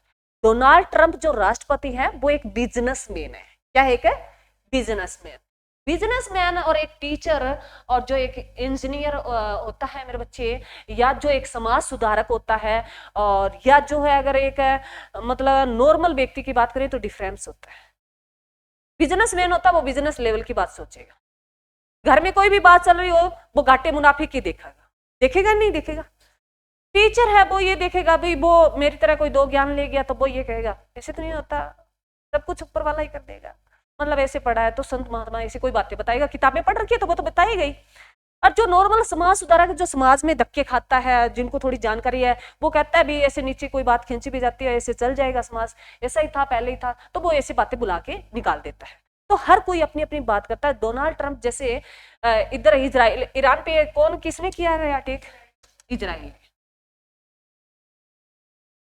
इजराइल ये लगा लेना, इजराइल बना लेना चाहे इजराइल ये लगा लेना, कोई बात नहीं। इजराइल देश ने किया। ईरान पे अटैक कौन कर रहा है? इजराइल। इजराइल के हमारे लिए हमारे भारत में सबसे ज्यादा फेमस किस क्या माना जाता है? क्या माना जाता है बताओ? इजराइल के कृषि यंत्र। कृषि यंत्र जो है मेरे बच्चे, सबसे बेस्ट क्वालिटी के जो कृषि यंत्र है वो इजराइल के एडवांस टेक्निक। हमारे जितने कृषि यंत्र एडवांस लेवल के आते हैं ना वो इजराइल के होते हैं। सबसे बड़ी टेक्निक इनकी यही है, इजराइल की है। कृषि जो यंत्रों में टेक्निक है वो सबसे बड़ी किसकी है? इजराइल की। इजराइल इस पे अटैक कर रहा है, किस पे? ईरान पे। ईरान जो है मेरे बच्चे तेल दे रहा है किसको? बताओ रे।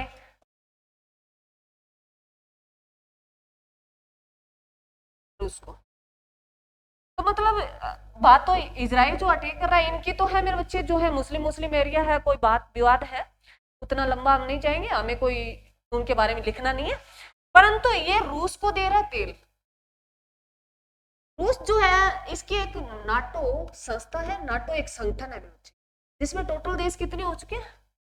नाटो मेरे बच्चे, नाटो नाम सुना? ये एक संगठन है जो यूएसए ने बनाया है। इन्होंने कहा भी इस नाटो में कोई देश शामिल हो जाता है तो मेरी जिम्मेदारी बनती है मैं उस देश की रक्षा करूं। ठीक है, तो जो है इसमें टोटल देश कितने हो चुके हैं? बताया नहीं मैडम आपने, कैसे बताए हम?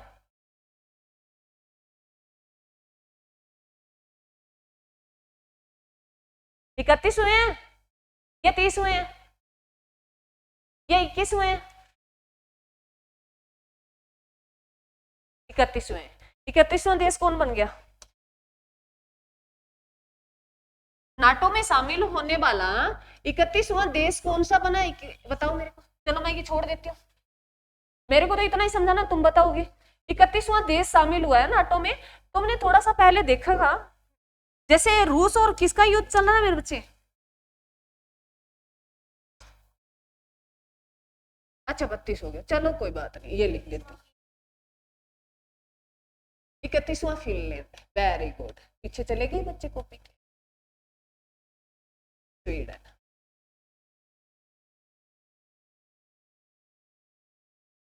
नाटो में 32 देश शामिल हो गए। 31वां फिनलैंड है, 32वां स्वीडन। रूस और किसका युद्ध चल रहा है बच्चे? यूक्रेन का। रूस की राजधानी बता दो। यूक्रेन की राजधानी बता दो। कीवी। खाने वाली नहीं है राजधानी। ठीक है, क्लियर?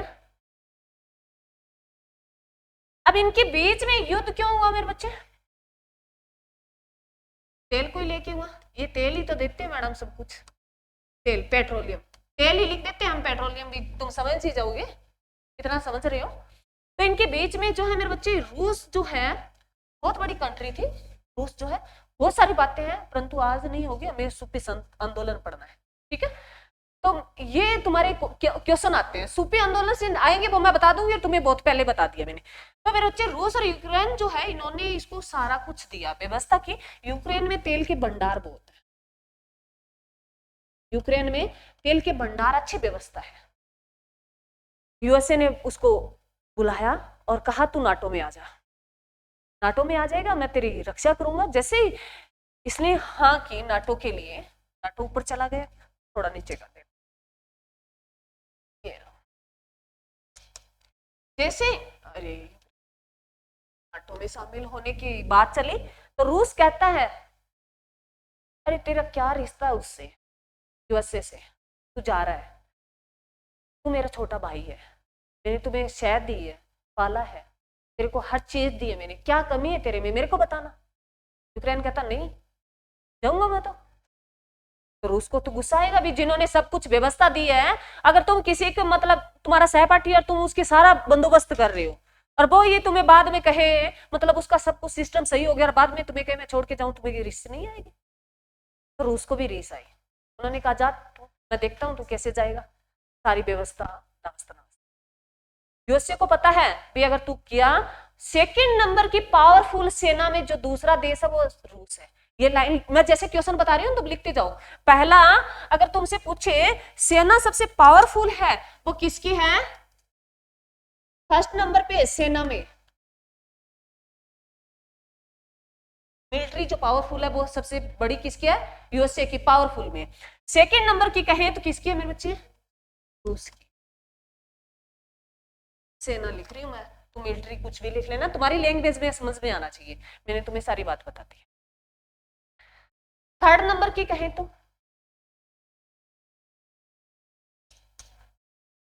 इसकी चीन की, यह हमारा भारत है,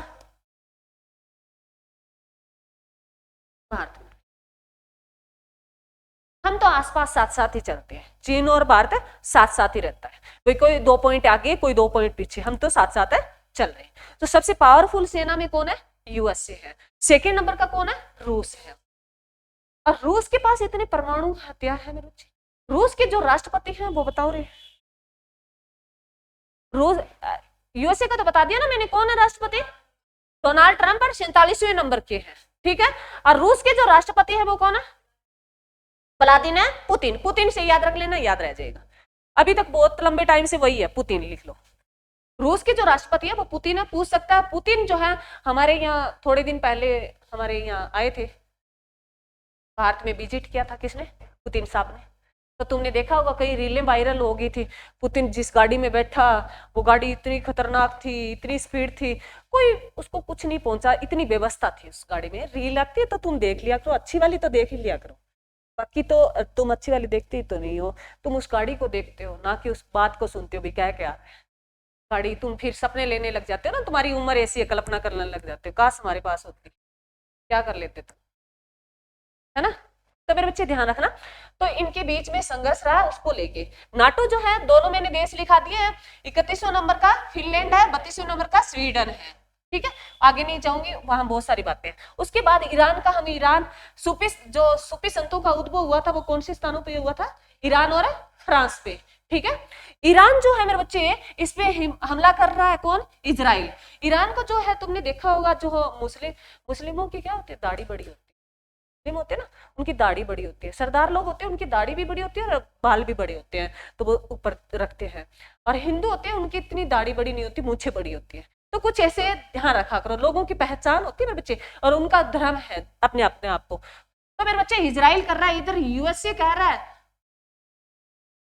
मैं तेरे को उड़ा दूंगा, अगर तू नहीं माना मैं उड़ा दूंगा। वो दोनों सपोर्ट में है, इजराइल के और ईरान के। ईरान को धमकी इसलिए देता है क्योंकि वो तेल दे रहा है रूस को। किसको दे रहा है, रूस को। उसको जलन फील हो रही है, फिर रूस को कमजोर बनाया जाए ताकि मैं राज करूं, उसको कहीं ना कहीं खौफ। अरे हमें खौफ होता है तभी हम लड़ते हैं ना, हमें ये होता है ये कहीं ताकतवर ना बन जाए, मेरे को ना डराते, तो हम उसको गिराने में लगे रहते हैं। अरे उसको गिराने में क्यों लगे रहो, तुम अपना काम करो ना, फॉलो करते जाओ, तुम कहीं ना कहीं ऊपर उठ ही जाओगे। तो रूस तो अपना काम कर रहा है, और रूस हमारा सबसे बेस्ट फ्रेंड है, भारत का जो बेस्ट फ्रेंड होता है ना, सबसे बेस्ट फ्रेंड कौन है? रूस है।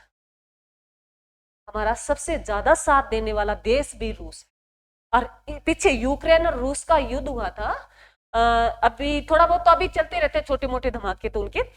तो किसी ने पूछा भी प्रधानमंत्री क्यों नहीं बोलते रूस के खिलाफ, क्यों बोले? पाकिस्तान के खिलाफ होता है, बोलता है? यूएसए बोला है? अभी हमारे भारत और पाकिस्तान के बीच में जो युद्ध चला, हमारे पाकिस्तान में भारत कभी किसी पे अटैक नहीं किया। आज तक ऐसा देश है जिन्होंने कभी भी पहली बार खुद इसकी तरफ से अपना अटैक नहीं किया। हाँ, फिर बाद में सलटते हैं, पहले हम पहल नहीं करते। तो पाकिस्तान तो करता ही रहता है ना, कभी जम्मू में मार देता है, कभी कहीं मार देता है, कभी कोई धमाका कर देता है। जैसे अभी आज देखिए, कहाँ की बात थी बता पंकित, मैंने कहा तुम पढ़ा हेडलाइन, राम मंदिर में धमाके की बात आई है भाई। कहते हैं अयोध्या में राम मंदिर में धमाका हो गया, पता नहीं होगा ऐसी सूचना दी गई, फोन करके कहते हैं भी धमाका होगा, बम फटेगा। तो कौन फटाता है? मुस्लिम। सीधा ही शक जाता है ना, हिंदू क्यों फटाए? क्योंकि उसकी आस्था जुड़ी है, मुस्लिम को लेना देना नहीं है राम मंदिर से। तो कहते हैं एक जो है मुस्लिम का नाम लिया, वो अंदर जेल में बैठा है, उसको मार दिया। मैं अंकित से कह रही थी ऐसे केस अगर मतलब लोगों में जब तक खौफ नहीं होगा ना मेरे बच्चे, अभी तुम्हें मैंने बताया अभी अगर फतेहाबाद से पुलिस हटा दी जाए और तुम्हें खुली छूट दी जाए, क्या हमें निकलने देंगे बाहर? नहीं देगा ना। किसका खौफ है? उस खाकी वर्दी का खौफ है ना। तो खौफ पैदा, दुनिया को चलाने के लिए खौफ पैदा करना पड़ता है मेरे बच्चे। तुम कहते हो ना कोबरा सांप जहरीला है, हम कोबरा से भी खतरनाक 20-25 गुना है। कोबरा का जितना जहर है ना, हमारे में से उससे ज्यादा कहीं जहर है। मानव प्राणी ऐसा प्राणी है जो सोच सकता है सही और गलत, जानवर नहीं सोच सकते। तभी तो कहा जाता है कथाओं या कहानियों में भी मानव जूनी बड़े कर्मों के बाद मिलती है, 84 लाख वर्ष के बाद मिलती है। संत महात्मा यही बात कहते हैं, परंतु हम कहाँ मानते हैं, हमें तो पद चाहिए, फैसिलिटी चाहिए। अरे मैंने कहा नॉर्मल अगर हम जिंदगी जिए ना तो इतना मुश्किल नहीं है जीवन जितना लोगों ने बना रखा है। परंतु मेरे बच्चे ये जो देश है एक दूसरे के साथ क्यों लड़ रहे हैं? अब जब जैसे ही हम क्या पता भाई किस पड़ाव में हम जिए, किस पड़ाव में हम देखें, क्या देख रहे हो तुम? देख ही रहे हो सामने।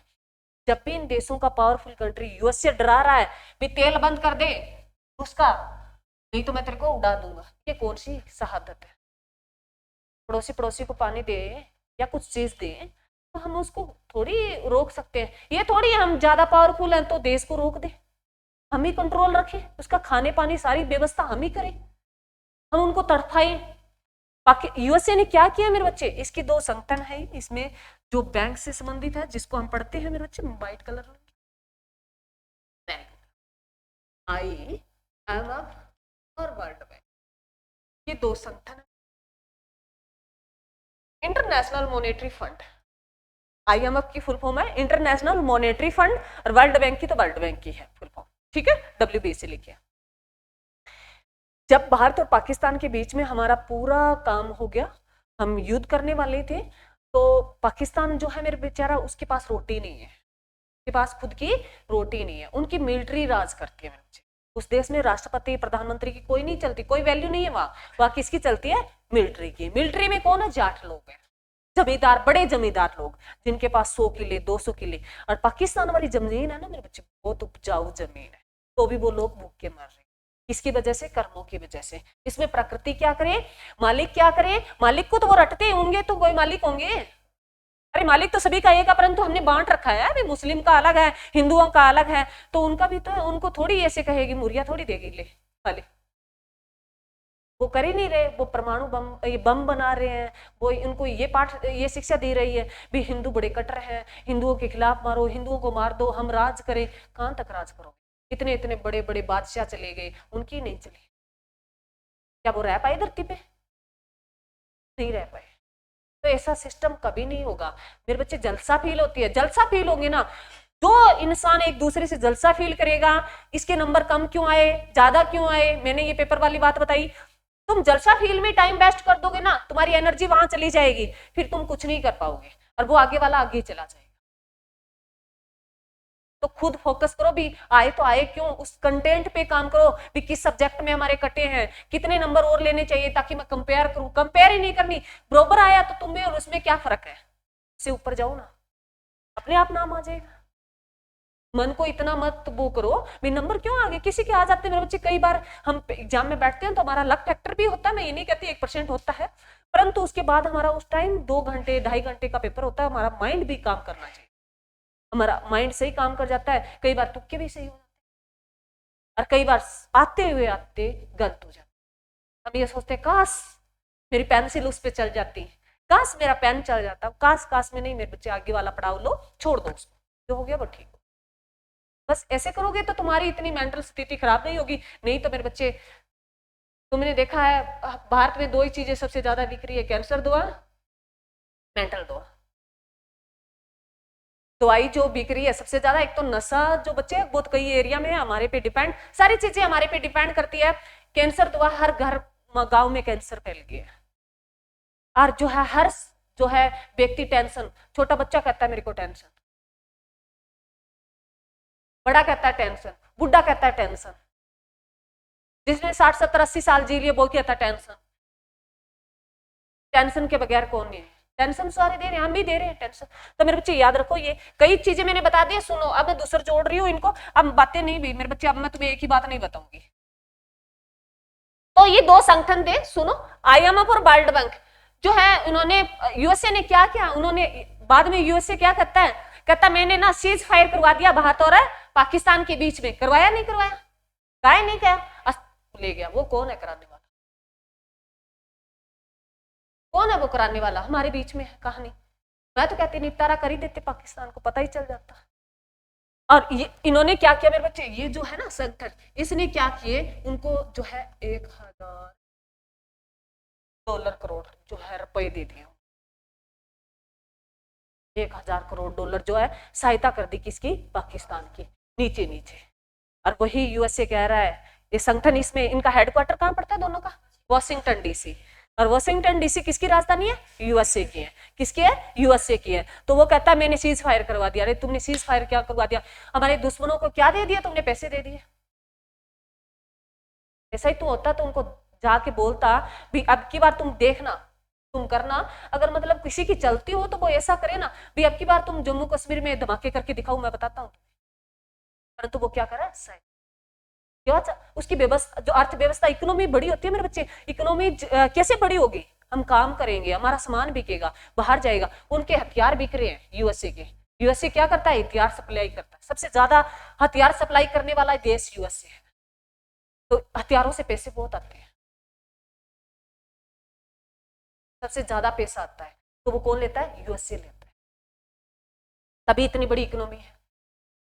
2 नंबरी होता है उसके पास ही धन ज्यादा होता होगा, 1 नंबरी के पास तो काम चला हुआ होता है, 2 नंबरी होता है ना उसके पास ही धन हमेशा ज्यादा होता है, गाड़ी उन्हीं के पास होती है, 2 3 3 और साधन होते हैं, और वो मूंछों के से लगा के हम कौन बोले, अरे तुम्हारे कर्म तो देखो पीछे, पैसा कहाँ से कमाया, व्यवस्था मालिक करता तो नहीं पता होता, जितना स्पीड से धन आता ना उसकी दुगनी स्पीड से वापस ले जाता है, ये बात भी मानने वाली है, ठीक है। तो मेरे बच्चे इसने सहायता की, और ये सारा षड्यंत्र तेल का है, ईरान को धमकी दे रहा है यूएसए, कहते हैं इसका तेल बंद कर, वो कहता है तोड़ दूं रूस को, और इधर जो है सबसे ज्यादा हमें तेल प्रोवाइड करवाता ना, रूस हमें करवाता है, भारत को सबसे ज्यादा तेल प्रोवाइड करवाता है, ज्यादा भी उन्होंने देखो यूएसए ने कितनी चाल चली, इसको निकाल दिया, भड़का दिया रूस की, अब कहता है ईरान को खत्म कर, ईरान इराक वाला एरिया तेल के लिए बहुत जाना जाता है, जैसे हम इनका, इन संगठनों का एक नाम ओपेक, याद आया कुछ, मैं लिखना चाहूंगी, सारा नहीं लिखेंगे, ओपेक, ये सही है ना, ओपेक एक संगठन है मेरे बच्चे, किनका संगठन है, पेट्रोलियम देशों की का संगठन है, पेट्रोलियम जो जितनी कंट्री है उनका एक संगठन है, ओपेक बोलते हैं, तुम्हें ऐसा ही लिखा मिलेगा जहां तुम्हारे ऑप्शन आएंगे ओपेक। ओपेक किन देशों का संगठन है? पेट्रोलियम। पेट्रोलियम देशों का एक संगठन। कंट्री सी लिखा मैंने कंट्री के लिए, कोई बच्चा कैसे कैसे लिखा संगठन। ये एग्जाम में क्वेश्चन आया है, ये जो मैंने क्वेश्चन लिखा ना ये एग्जाम में क्वेश्चन आया है। ओपेक जो है किन देशों का संगठन है? पेट्रोलियम देशों का संगठन। इन्होंने ये संगठन क्यों बनाया? इन्होंने बनाया भी हम तेल के दाम डिसाइड कर सके, सारा एक जैसा ठीक है ना। तेल कहीं कोई कम ज्यादा है तो कम वाले का ज्यादा खरीदेंगे। अरे मार्केट में जिस चीज की कीमत कम होती है उसको ही लोग ज्यादा पसंद करेंगे, ज्यादा खरीदना चाहेंगे, तो जहां तेल सस्ता मिलेगा वहीं जाएंगे ना। तो ये इन्होंने एक अपना संगठन बनाया, अभी हम इक्वल है अपना भाव है रखेंगे। ठीक है मेरे बच्चे, ये याद रखना। ठीक है चलो, हमारी बात कहाँ चल रही थी वो मैं देख लेती हूँ। बना लिया ना सभी ने? ये क्वेश्चन आया हुआ है एग्जाम में। स्वीडन और फिनलैंड पे नहीं जाएंगे। फिनलैंड का एक याद रख लेना, झीलों का शहर कहा जाता है फिनलैंड को। झीलों का शहर किसे कहा जाता है? शहर नहीं मेरे बच्चे, झीलों का देश किसे कहा जाता है? फिनलैंड को। झीलों का देश किसे कहा जाता है? फिनलैंड को। स्वीडन की राजधानी है मेरे बच्चे स्टॉकहोम। स्वीडन की राजधानी है स्टॉकहोम, और स्टॉकहोम में जो हमारे नोबेल पुरस्कार है वो 5 प्रकार के नोबेल पुरस्कार स्टॉकहोम में दिए जाते हैं। अभी नहीं, कभी और आएगा ना तब पढ़ेंगे, नहीं तो मेरे बच्चे नोबेल पुरस्कार में ही रह जाऊंगी मैं।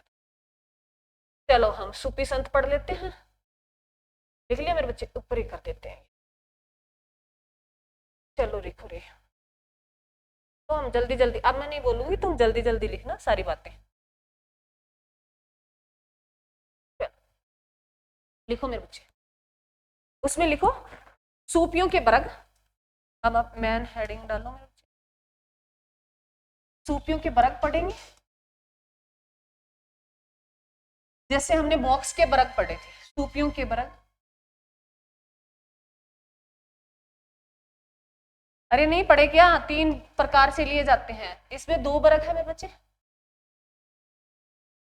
जिसमें बा सारा, सारा नहीं है सरा, बा सरा, बेसरा,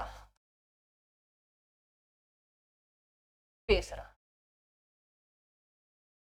जो सूफी संत थे वो 2 कैटेगरी में बटे हुए, जैसे हम महात्मा बुद्ध के पढ़ते हैं, एक मूर्ति पूजा पे फॉलो करता था, एक उनके आदेशों पे फॉलो करता था, वैसे ही उसमें बासरा और बेसरा। बासरा कहता है ये शरीयत को मानते थे, जो ऊपर लिखा के आई हो ना। अरे शरीयत क्या था? सूफी नियम थे, कानून थे उनके।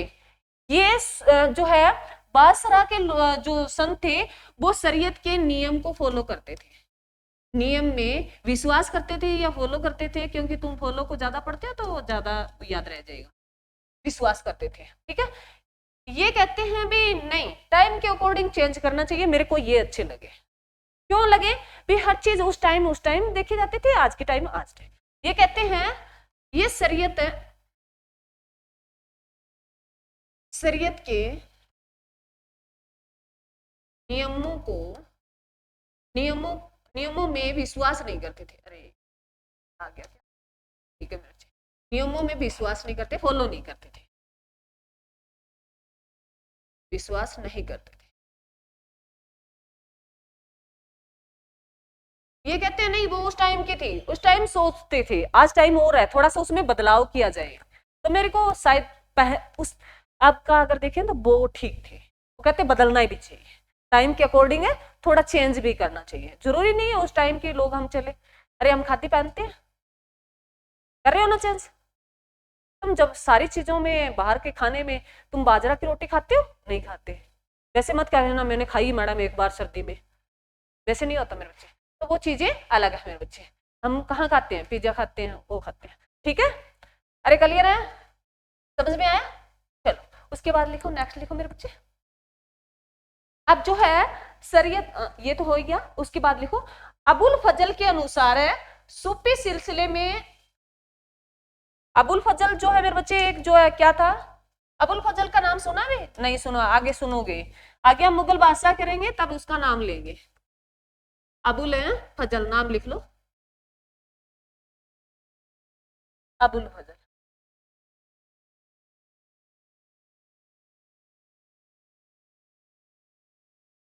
अबुल फजल क्या कहता है, ये अबुल फजल कोई सूफी संत नहीं है, ये एक लिखने वाला है, संतों के बारे में बातें लिखी है उन्होंने। उन्होंने कहा भी उन सूफी संतों के क्या हुआ करते थे, सिलसिले हुआ करते थे, मतलब उनके अलग अलग संगठन झुंड हुआ करते थे। तो ये उन्होंने लिखा, अबुल फजल ने लिखा है, अबुल फजल के अनुसार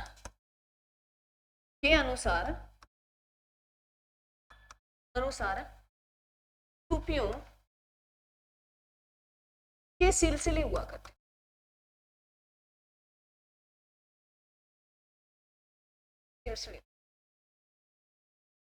सिलसिले थे, संगठन थे।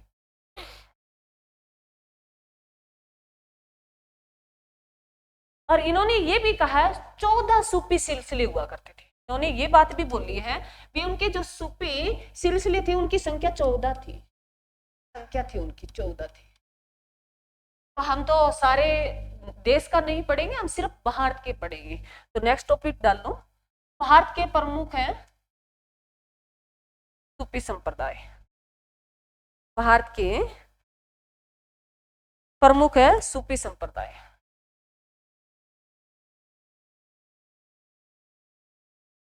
भारत के प्रमुख सूफी संप्रदाय,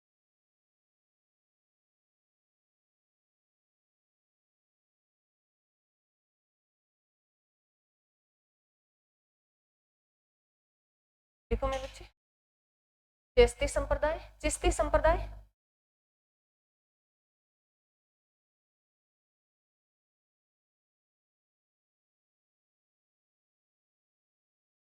ये प्रमुख हुआ करता था मेरे, चिश्ती संप्रदाय। उसके बाद है,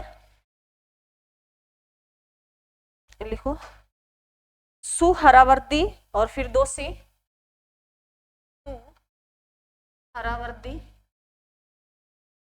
सुहरावर्दी, फिरदौसी। अब फिरदौसी से तुम्हारे दिमाग में कुछ चलना चाहिए, फिरदौसी। उसके बाद लिखो मेरे बच्चे, सतारिया, कादरी और नकलबंदी।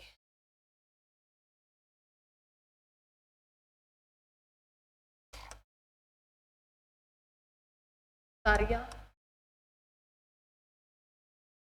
कादरी और नकलबंदी, कुछ जो है संप्रदाय है, नाम रखे थे उन्होंने अपने अपने झुंड के। फिरदौसी तो नाम सुना होगा तुमने, क्या सुना फिरदौसी के बारे में, कोई बच्चा बताएगा?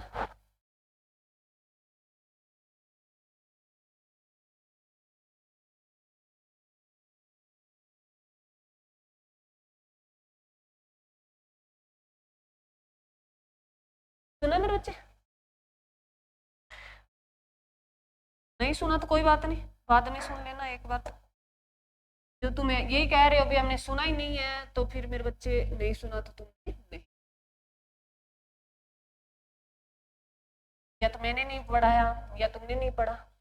उसके बाद लिखो मेरे बच्चे, जो सूफी लोग थे, सुन लो पहले, वे सूफी लोग, जो सूफी संत जो थे, वो किसके साथ जो भारत में आए थे पहले, तो सूफी कहते हैं गजनी के साथ आए थे। सूफी संत भारत में आए आए आए सूफी संत किस व्यक्ति के साथ आए थे? गजनी के साथ। सूफी संत जो भारत आए वो किसके साथ आए? गजनी। अब गजनी का जो मैं तुम्हें पढ़ा के आई हूं, मैंने तुम्हें गजनी का स्टार्टिंग में बताया। गजनी कौन था मेरे बच्चे? गजनी जो जिन्होंने भारत पर आक्रमण किया, वो 17 बार आक्रमण,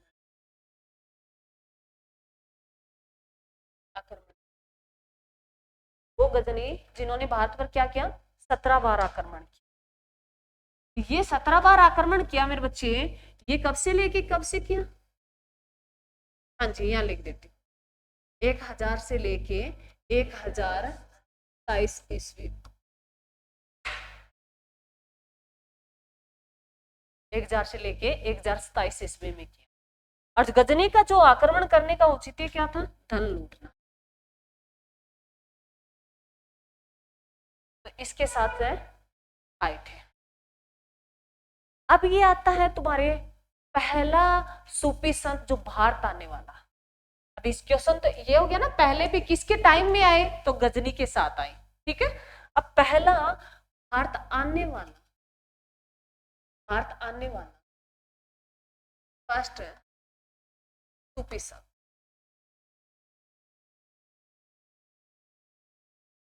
शेख इस्लाम।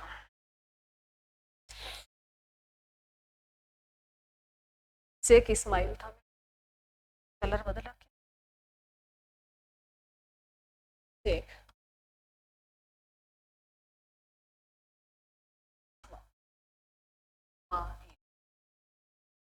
शेख इस्माइल। कहते ये आया था ना, पहले कहाँ आया था? लाहौर में आया। कहाँ आया था ये शेख इस्माइल जो आया था? ये पहले हमारे भारत में कहाँ आया? लाहौर में आया। लाहौर कहाँ है मेरे बच्चे? वर्तमान में पाकिस्तान।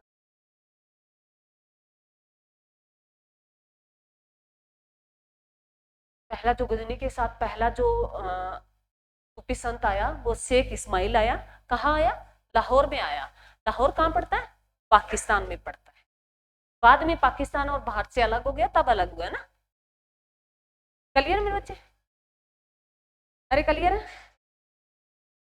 जो सूफी संत थे, एक लाइन और लिख लो, उसके बाद में क्लास और वहां तक क्लियर हो गया ना मेरे बच्चे? किसके टाइम आए? गजनी के टाइम आए। पहला कौन आया? ठीक है। उसके बाद लिखो जो सूफी संत है ना मेरे बच्चे, सूफी संत, इनको ना पीर कहते हैं। सूफी संतों को किस नाम, किस क्या नाम कहकर पुकारते हैं? पीर कहा जाता है। सूफी संतों को क्या कहा जाता है? पीर कहा जाता है। इन सूफी संतों के शिष्य हैं मेरे बच्चे, इनके शिष्य भी तो हुए ना, इनके शिष्य तो बने हैं। उन शिष्यों को मुरीद कहा जाता है। शिष्यों को क्या कहा जाता था? मुरीद कहा जाता। दोनों बातें कर लिया। सूफी संतों को क्या कहते थे मेरे बच्चे? पीर कहा जाता था। पीर की दरगाह सुना ना? हाँ, तो वो ये पीर है। सूफी संतों को क्या कहा जाता है? पीर कहा जाता था। और सूफी संतों के जो शिष्य हुआ करते थे उनको क्या कहा जाता था? मुरीद कहा जाता। क्लियर? किसी बच्चे को यहाँ तक कोई दिक्कत? अरे क्लियर? तुमने मेरे बच्चे पहला तो एक नाम से ही क्लियर हो रहा है। पीर जो है, पीर की क्या बनती थी? दरगाह बनती थी। क्या बनती थी?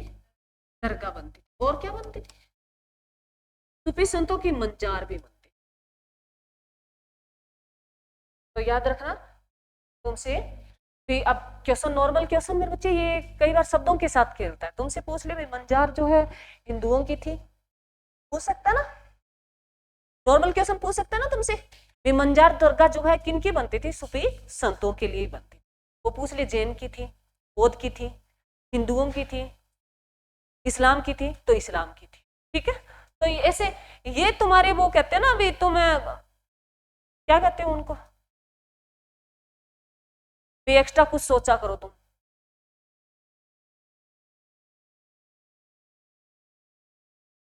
क्या कहते हो? बोल जाओ। Common sense. तुम क्या करोगे मेरे बच्चे? तुम इतना नहीं सोच सकते। मैंने तुम्हें कहा कई मैडम इसमें क्या बड़ी बात है, मैं पता था। मैं घुमा नहीं रही हूं, तुम घूम रहे हो। मैं ये कहती कॉमन सेंस ये होती है मेरे बच्चे। अगर मैंने जैसे ये लिख दिया, मैं यहाँ ऐसे लिख के चली जाती, चलो ये तो मैं तो बता ही देती हूँ, मेरी यही कमजोरी मानो, तुम कुछ भी मानो। अगर मैं नहीं बताती, तुमसे ये पूछ लिया जाए मजार किसकी थी, तो तुम वहां कंफ्यूज होते। मैडम ने बताया तो नहीं था मजार किसकी थी, हिंदू धर्म की थी, मुस्लिम धर्म की थी। अब तुम्हें सूफी संत नहीं पता, तो मेरे बच्चे ये कॉमन सेंस होती है। ये क्या होती है? कॉमन सेंस के क्वेश्चन होते हैं, तभी इनको लोग बोलते हैं ये कॉमन सेंस के क्वेश्चन है। कॉमन सेंस कोई ऊपर से अलग से नहीं आती, वो तुम्हारे में होती है, तो तुम ऐसे जोड़ के उसको पढ़ लिया। ठीक है मेरे बच्चे? तो मेरे बच्चे जो है, इसके बाद जो हमारे क्लियर तो नहीं हुए, सारा टॉपिक क्लियर नहीं हुआ और काफी पढ़ा है, परंतु मैं अभी क्लियर भी नहीं हो सकता क्योंकि इसके आगे अगर मैं चढ़ती हूँ तो उसके कुछ जो है सूफी संत है, चिश्ती का पढ़ेंगे, ओलिया का पढ़ेंगे, और कुछ जो है और है मेरे बच्चे उनका मेन बातें कर लेंगे। क्योंकि जैसे ओलिया का करेंगे तो मैं फतेहपुर सीकरी बताऊंगी, ओलिया का मोहम्मद बिन तुगलक मैंने तुम्हें बता दिया, लिंक करके बताऊंगी भी। उस निजामुद्दीन औलिया ने कहा था अभी तक दिल्ली दूर है, किसको कहा, ऐसा क्वेश्चन पूछ सकता है। वो बातें कल हम जोड़ देंगे, ठीक है। परंतु इससे पहले कुछ 2-4 करंट के क्वेश्चन अब वो लिख लो, कल हम कंप्लीट कर देंगे। टारगेट तो मेरा आज ही था। एक तो मेरे बच्चे जापान लिखूं, जापान, जापान क्या है मेरे बच्चे, देश है मैडम। जापान क्या है, देश है। तो जापान की राजधानी बता दो पहले, टोक्यो मेरे बच्चे। मुद्रा क्या है, बताई नहीं मैडम आपने कभी, क्वेश्चन है ना तुम्हारा। मैं हमेशा कहती हूँ भाई देखो सारी चीजें अब ये एक टीचर हो शोभा तो नहीं देता, परंतु बोलना पड़ता है मेरे बच्चे, हर चीज की तुम खुद भी लिख लिया करो। तुम्हारे पास सोशल मीडिया है, लिखो रे येन, सोशल मीडिया पे मत जाना, बाद में जाया करो। मुद्रा क्या है मेरे बच्चे, येन। और इसकी जो संसद का नाम क्या है, ये तो मैंने लिखा है, नए बच्चों को नहीं लिखाया होगा, पुराने बच्चों को तो लिखाया है। संसद का नाम क्या है, डाइट। क्या है मेरे बच्चे, इसकी संसद का नाम क्या है, डाइट है। की राजधानी क्या है, टोक्यो है। मुद्रा क्या है, येन है। और जो संसद का नाम क्या है, डाइट है। तो मेरे बच्चे यहाँ जो इलेक्शन हुए हैं, यहाँ की प्रधानमंत्री बनी है पहले तो, उस वर्तमान में जो इसकी प्रधानमंत्री बनी है अभी, प्रधानमंत्री, उसका नाम लिखूं, दिखा देती हूँ, थोड़ा सा अटपटा है।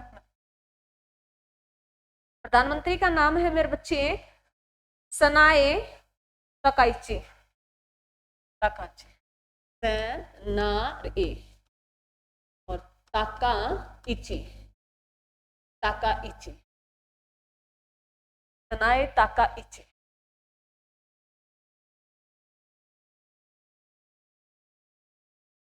ये जो बनी है प्रधानमंत्री, ये लिबरल, लिबरल, इसकी पार्टी का नाम लिखो, लिबरल डेमो, पूरा लिख देती हूँ मेरे बच्चे, हाँ डेमोक्रेटिक है, डेमोक्रेमिक है।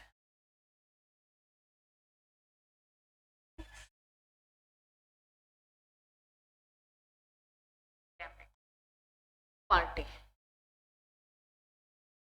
कहते जापान के इतिहास में ये पहली बार हुआ है 47 में। ये जो लिबरल जो डेमोक्रेटिक पार्टी जो है, इन्होंने जो सीट हासिल की है, इस पार्टी ने सीट, यहाँ सीट जो है मेरे बच्चे 565 सीट है, जिसमें 300 कितनी जीती है बताओ रे, 52, 465 सीट है टोटल मेरे बच्चे, 352 जीती है इसने। कलर बदल देती हूँ मैं, 352 जीती है। सीट लिख, पहले सीट लिख, सीट है जीती है, जीती है, आगे आएगा क्या, जीती है, पीछे लिख लेना।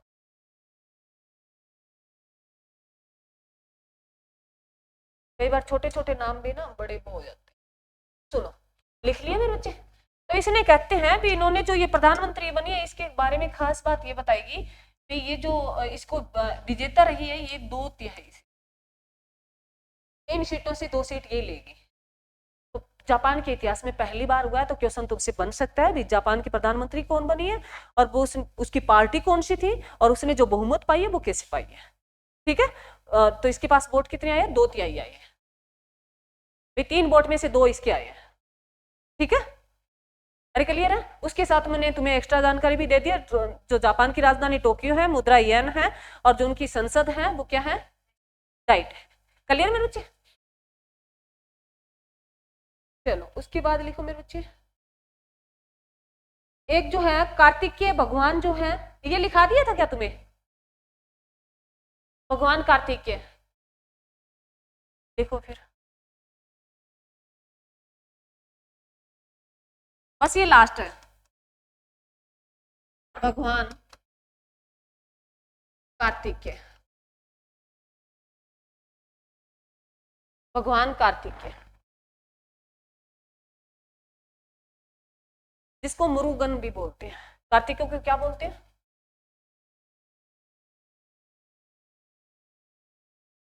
किसका बेटा था, कोई बच्चा बता? शिव जी का। हाँ जी, शिव और पार्वती का बेटा। किसका बेटा? शिव, भगवान शिव और पार्वती का, पार्वती का बेटा है, शिव पार्वती का बेटा है। अरे बाप का नाम थोड़ी चलता है हमारे जैसा, माँ का भी तो चलता है, पूछ लिए।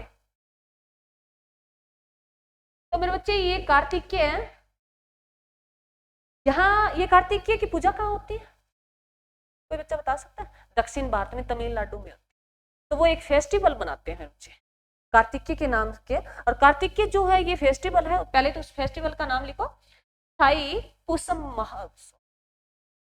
जो इसके नाम पर एक फेस्टिवल बनता है वो थाई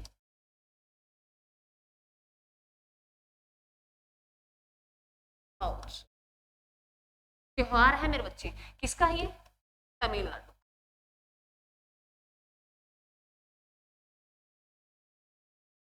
और ये त्योहार जो है ये किसका प्रतीक है मेरे बच्चे? युद्ध में विजय का प्रतीक।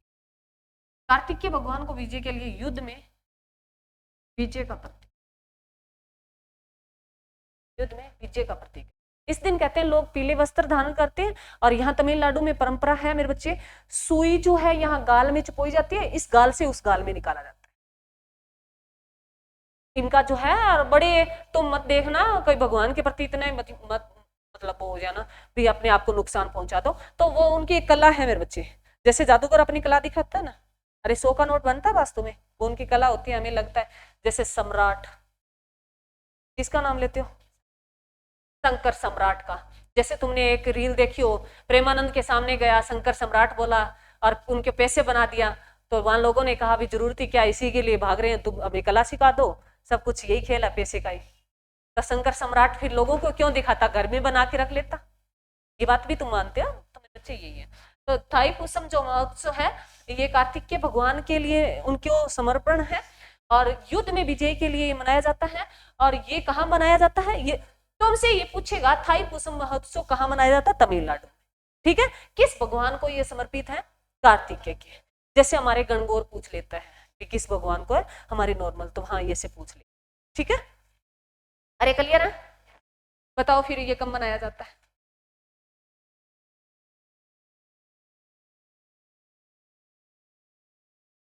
ये तो लिखा दिया मैंने, ये तो इसकी कहानी बताई है।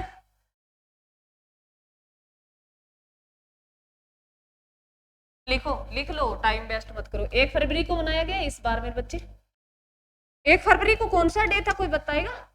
माघ पूर्णिमा थी, माघ है पूर्णिमा थी। और हम पूरे भारत में क्या मनाया जा रहा था?